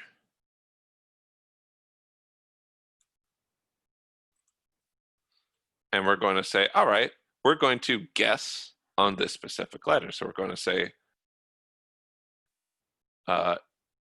if letter dot guess the character that we just guessed. If that's true, then we've found it. Otherwise, it's not, and we'll just keep going, and we'll check the next letter. And then, so we're going to return found letter. Cool. So let's sort of watch this, and we'll even console.log out some stuff along the way to see if it works. So what I'm going to do is console.log out this after we've done each one of those so that we can kind of see how it works. So I'm going to again start up node. I'm going to again require word, make a new cat based off of that. So here's that. Now I'm going to call a.guess letter A. And if we look at this again, we can see that A has now been guessed. And this test should now pass. In fact, this test should pass as well. So let's go ahead and try that out. So I'm going to quit out of this, or exit out of that, and I'm going to go back to running my tests.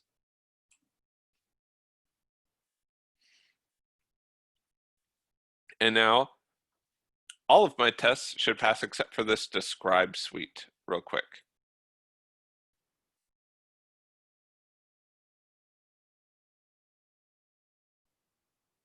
And so I've still got 2 tests that fail. Those are the 2 tests in here because I haven't worked on the guessed correctly portion, but I'm feeling pretty good so far. Another couple things that are specified in the README are there as well, but we're going to add some more convenience functions to this as well. So I'm going to check that everything is guessed correctly. So this is going to return either true or false, depending on if all of the letters have been guessed correctly or not. So we can say return this dot letters, and then there's a function called every. This one says, hey, do all of these pass? Another thing that you could do is use a filter and compare it to the length of the original array.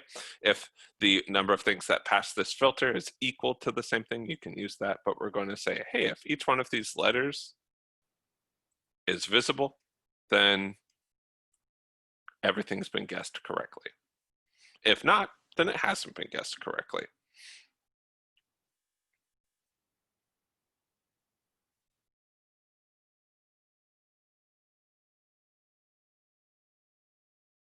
Cool. And all of our tests have passed. So we've got the minimum we need based off of our tests, but we still might add some more stuff into there as we go. Any questions so far?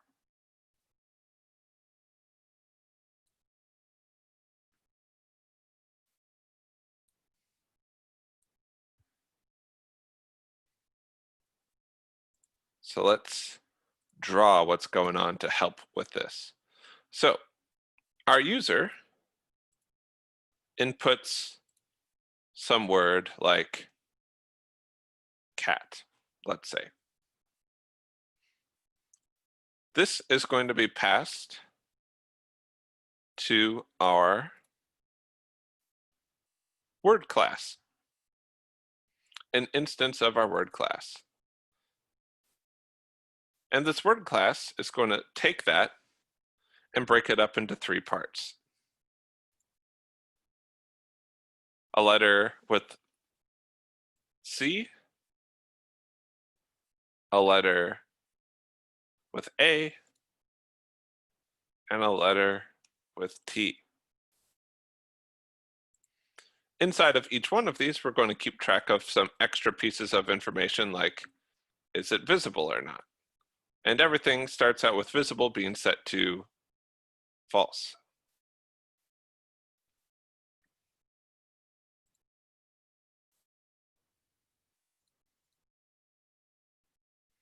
And so we'll just write that.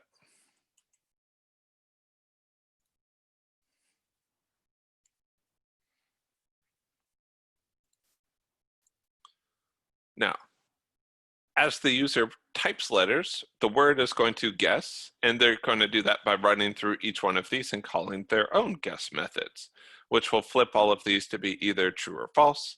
If they're true, then they're going to, instead of displaying all out as underscores, they're instead going to be replaced with the letter if they're visible. So in this case, these would be true instead.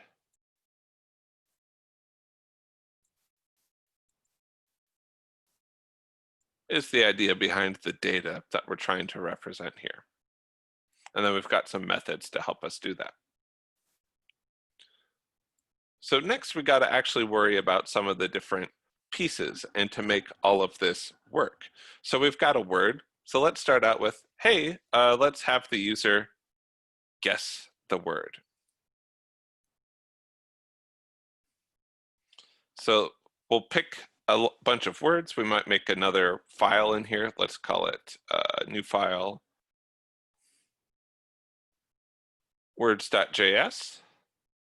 And this is just going to be a collection of potential words to start out with. Module.exports equals a whole bunch of these. So we could choose some different movies. So let's start out with Shrek, Frozen, and we can quit the tests for right now because we're not changing those files. Independence Day. Let's get 2 more. So make some suggestions. What are some 2 more movies we could look at? Death Becomes Her. Death Becomes Her. I'm going to throw in something kind of weird. Like that one's always a one to throw us off. And then let's try out what about Bob ? And I want the question mark in there because that's not one of our alphanumeric characters. So I want to see what happens when that pops up later. We might isolate those different versions. So this is available for the rest of the program to use. This is just kind of a data file to give us a big list to choose from, and we're just putting it in one place to make it easy to work with. So this is going to be the source of the different ones that the game picks. So let's just hard code our way through some of this. Let's just hard code some of our way through some of this. So we've got our library. We've got all of our test functions inside of index.js. Let's just go ahead and say const words equals require dot slash words. Const word equals require dot slash word. And let's start by picking a word at random. So const guess word equals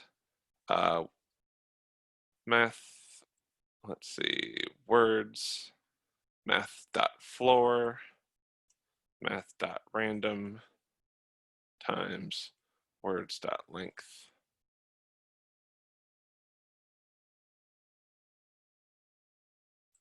Console.log, guess word.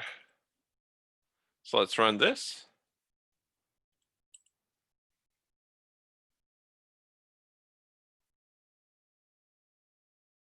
Cannot find module words. I forgot to put the lib in front of that. Classic.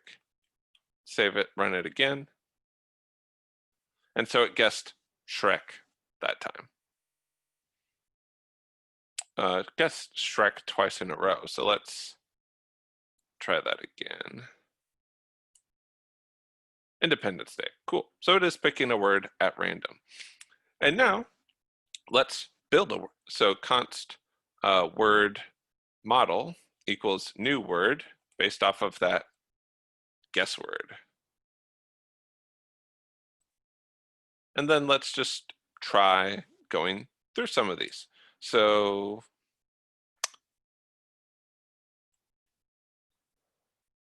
let's console.log out the word model, and then let's just go through and guess all of the vowels. Word model dot guess letter, A,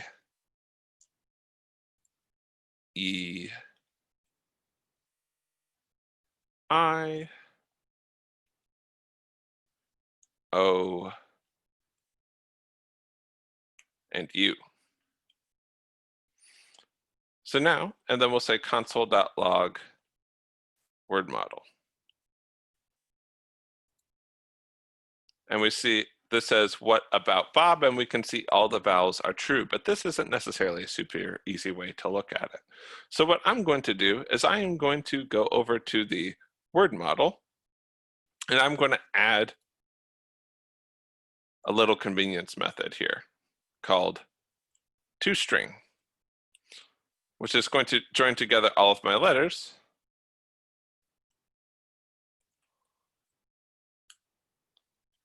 like so.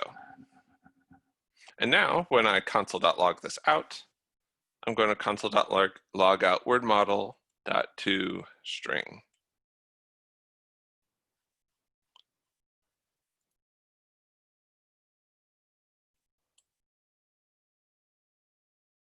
And it should, if I did this correctly, let me make sure I did that correct in my letters as well. And we'll get rid of that console.log. And inside of index.js, oh, I forgot to return it. Return this dot letters dot join. Much better. So anyone want to guess what this one is?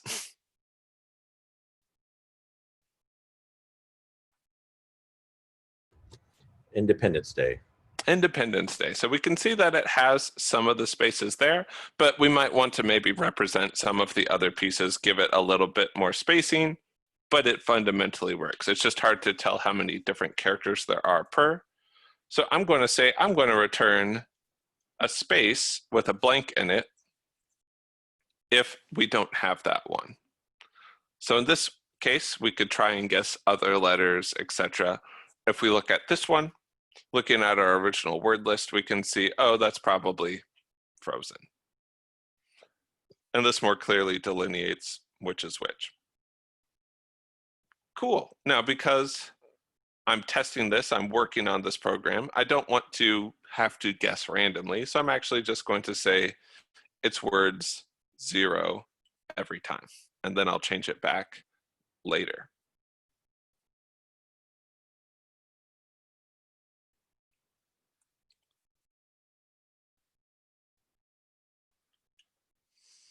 And now there's Shrek, and I can guess each one of the letters. Now I want to tie this together into actually running some of these pieces. So I need a function to kind of kick this off. I'm also going to need Inquirer to do this. So we'll say npm install Inquirer.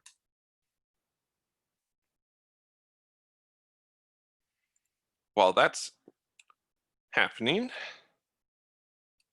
going to say const Inquirer equals require Inquirer.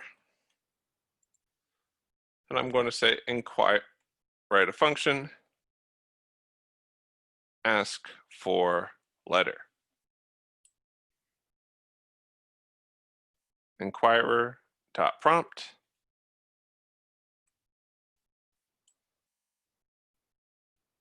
Name, we'll call that letter.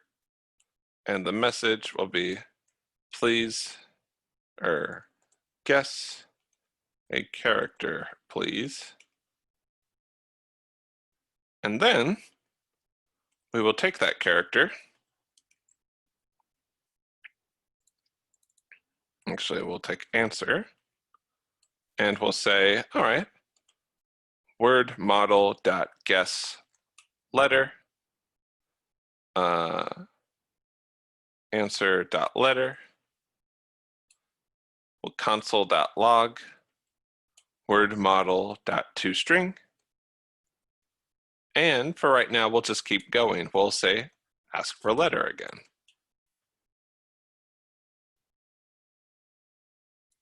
So we'll take out each one of these guesses.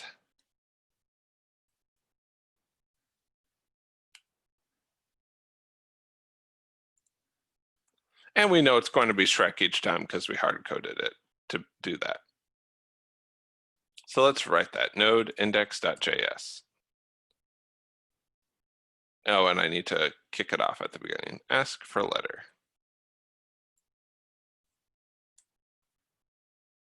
All right, guess a character, please. So let's try S. Let's try U, nothing shows up. T, nothing. K, nothing shows up. H, R, E, we're able to guess Shrek at that point. But the thing doesn't know to stop at this point. It doesn't know, hey, I shouldn't keep going.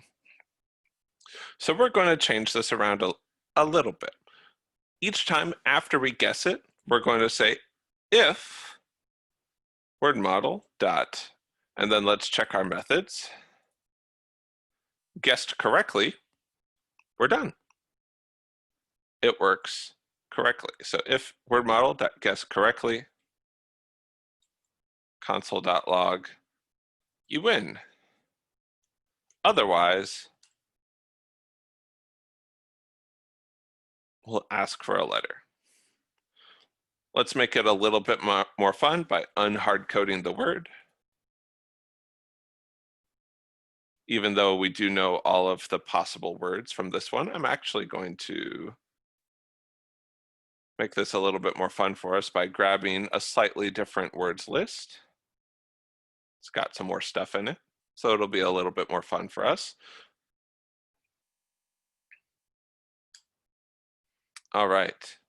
Oh, it tells us what it is already. Let's not console.log out the guess word. That takes all the fun out of it. We can put that back in later if we need to.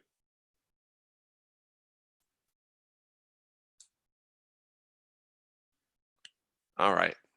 So we've got different groupings of characters here. What letter do we want to guess?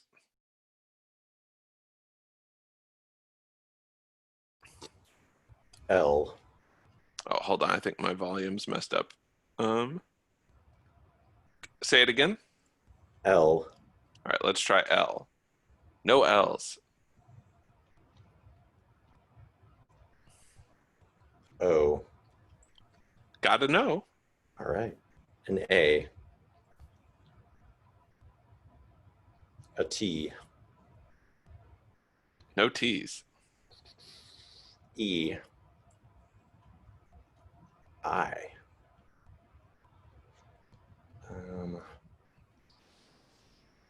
Tricky one. Let's throw in. Mayonnaise for the win.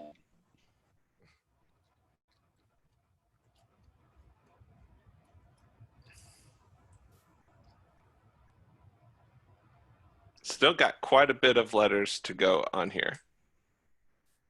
Y, I, O, U, S, T, L, N, M, E. Any guesses?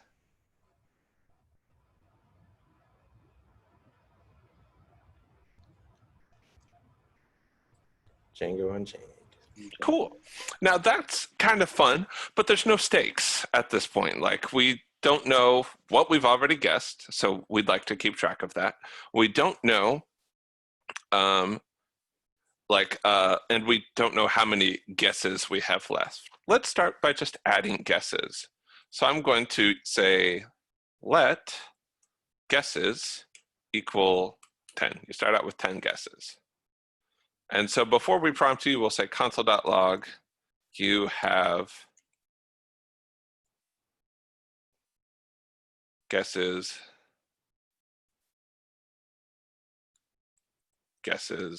left. And each time, if you don't get it correctly, so we're going to now say, if you guessed it correctly, does it take up one of your guesses? Console.log. Yes. Otherwise, we'll say console.log and we'll say no.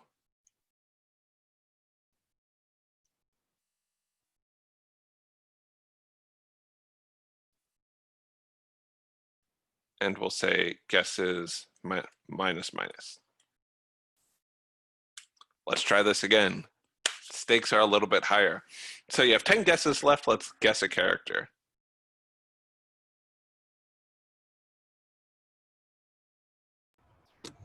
H. H. No. T. T. No. X. No X. In fact, if we keep guessing X's, oh no. And then I say A, there's an A. I say E, there's no E. I say B, there's no B. I say B again. What's the problem? We haven't enforced any problems, right? Our guesses have just gone into being a negative number. Let's see if we can finish this one out. So I'm going to say T, R, S, L, N, E, O, U. I'm not sure about a lot of this. R, S. Lorax. Oh, wait, no, because you guessed R.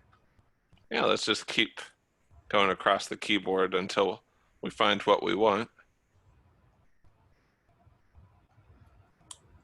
There we go. Logan. You might have started to notice the theme going on here. So we might give more guesses, we might give less guesses, etc. So that's good, but we need to put a condition in here. Else, if guesses is equal to 0, well,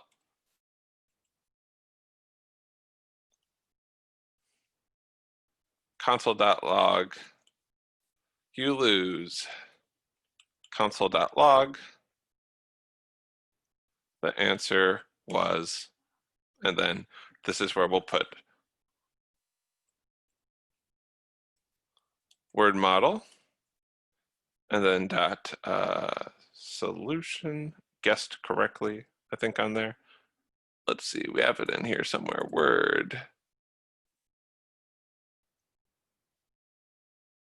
Oh, it doesn't display a solution for us. Well, let's go ahead and add that on here. So get solution.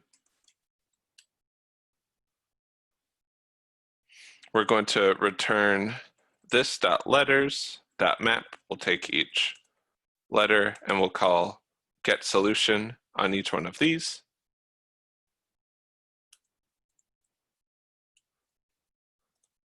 And then we'll join all of those together.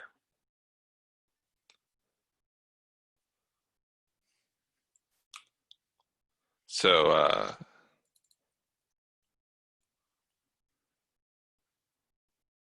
let's try it again.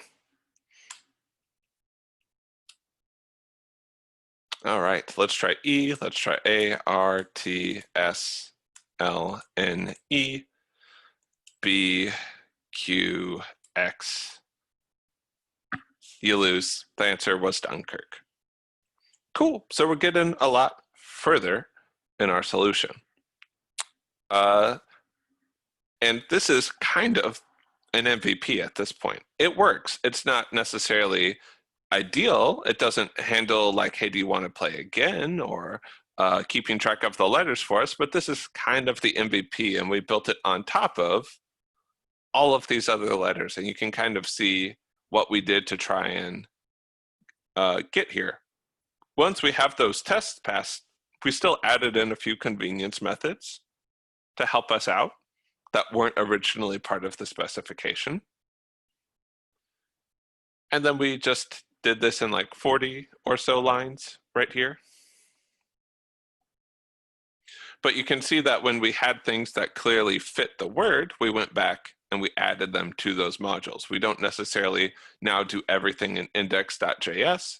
And what we might do is even go back and write tests for some of those new ones that we added.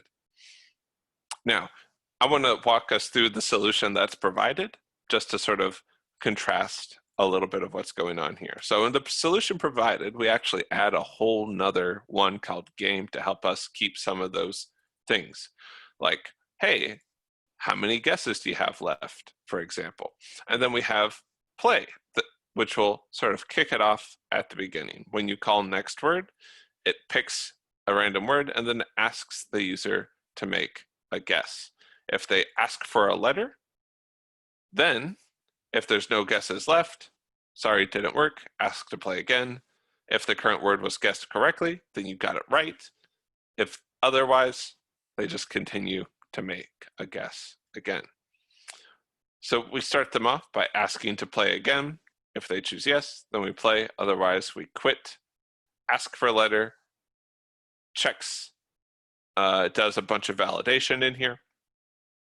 If it guessed the word correctly, then we console.log out that it was correct. If not, we console.log that it was incorrect and how many guesses we have remaining before moving on to the next one. So the game section just sort of puts a little bit more of it together, and it puts it in this singular object. So they kind of made an extra object to help handle it in the solution, though that's not strictly necessary. You could do it the way that we did it, where we just kind of stitched it all together ourselves. But it depends on how extensible you want it to be. Now, we went through a lot there. I want to hear if there are any questions, whether it's about the README or any of the parts of the process. I'd be happy to answer any questions you might have at this point.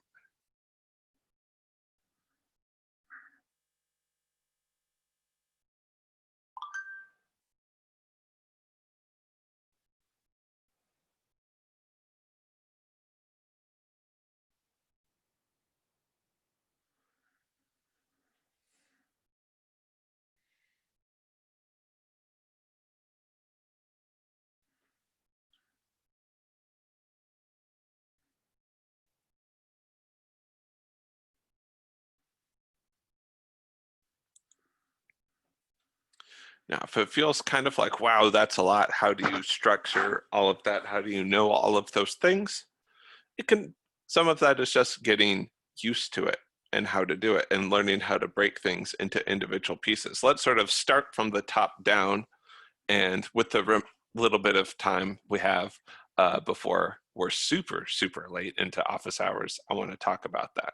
So we start out, and for me, it's best to kind of just draw out the different pieces and think about what the different pieces do. So in our original sentence, we have like a bunch of letters. So we have the word cat, which we want to represent as 3 underscores that eventually you can turn into the finished word if you're correct. So that's sort of the progression. What are some of the constraints that we have about it? Well, we have limited number of guesses.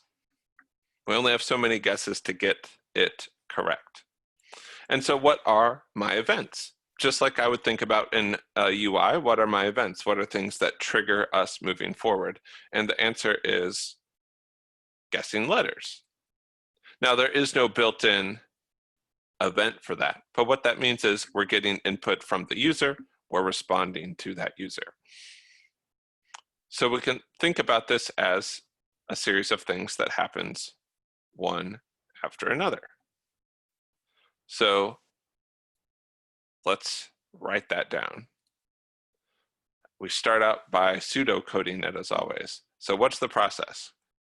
Ask the user for a letter, check if the letter is in the word. If the letter is in the word, display it.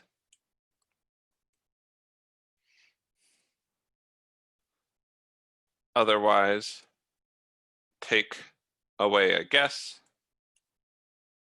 If guesses are left, prompt the user again. If no guesses are left, game over. So this is just in English. What do we do one piece after another? And we've got a couple questions. For example, where does the word come from here? I just kind of assumed this into existence, but I haven't said where I got it. You often want to check yourself for this kind of stuff. So before that, we're going to say randomly select a word from a list. So as you go through your pseudocode, it's great to start out and say, okay, where does this come from? Where does this come from? Where does this come from? When you're asking for data, is it coming from the user? Is it something that gets typed in? Is it a list I have previously of some time? Do I need to go use Ajax or to go get that information from somewhere before I can do this? So that sort of helps you to break in there. So if the letter is in the word, display it, otherwise take away a guess. If guesses are left, prompt the user again. If no guesses are left, game over.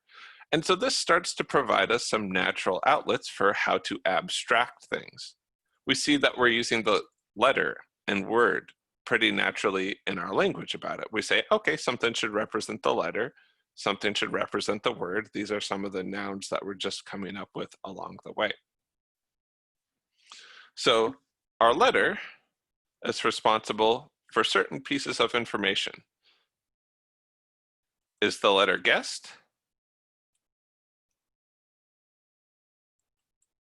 What is the letter? Is the main two. The word can be an assemblage of these previous parts, and maybe we might have some extra stuff on it too, but it's mostly valuable to us as a collection of letters. Now, how can we interact with this? How are we going to change these pieces of data? So we're going to build a guess method where that we say, hey, does this letter match? If so, we'll make it visible. If not, what is the letter? This is going to be part of our constructor, because if we don't have an underlying character, we don't have a letter. Otherwise, it's just blank. And then we'll keep track of whether it's visible or not with a piece of data, which will also be affected by the guess method. And then we can say, and then you can have some helper methods or getters to just be like, hey, show me what the letter is if no one's guessed it yet, or show me what the letter is if no one has guessed it. So like a toString method would be show it depending on if it's been guessed or not, versus get solution is always going to show our underlying character. And that's how we started from the prompt and started moving our way towards the solution. As we started thinking about, from our pseudocode, from the steps that we wrote down, what were the nouns that stuck out? What are can be the responsibilities of those nouns? How can we break it up into different steps? Word is largely going to be some of these steps, but broken across the whole thing. So the word is going to say, hey, when we guess a letter, let's guess the whole thing.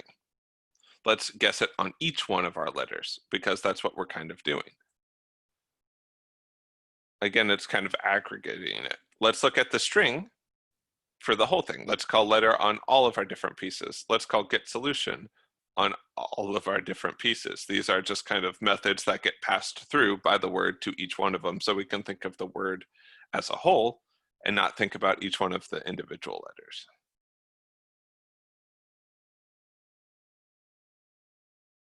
And that's kind of what we've done in this library here. And then we had to think about the overall structure of how that worked. If we only have 10 guesses, we need some structure to follow this through.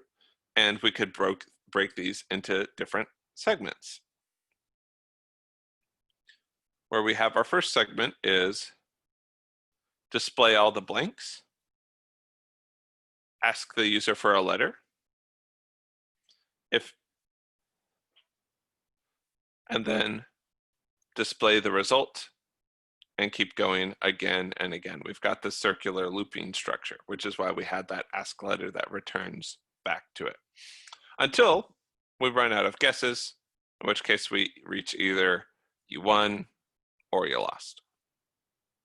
So if we were to draw sort of the structure of all of this, we showed the user what they got, the user guesses a letter, we showed them the result, and we'll skip this one for now, and you either win or you lose, and then from there you can start again if you want, or after we've reset all the guesses, etc.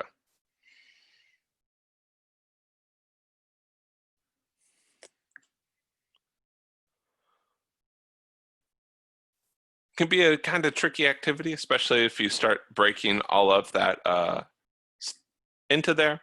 This is sort of an intro to all of that stuff. If you're still getting used to it, that's okay. I would recommend going through this activity again and trying to do it as practice. That can definitely help out quite a bit. I'm going to do one last call for questions if anyone has any. If not, you can bring them to office hours tomorrow morning as they show up if you have questions. Otherwise, I'm going to close down the meeting and so I can start the process for getting the recording ready, and then I'll post that as soon as that's available. But any final questions?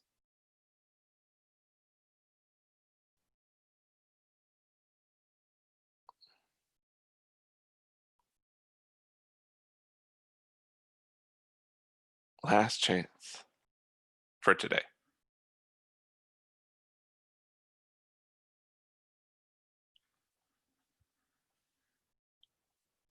All right, well, if that's it, it was lovely having you all here. I will see you again tomorrow. Hope you have a wonderful evening. Good luck on working on the homework that's due tomorrow, and have a good one. We'll see you.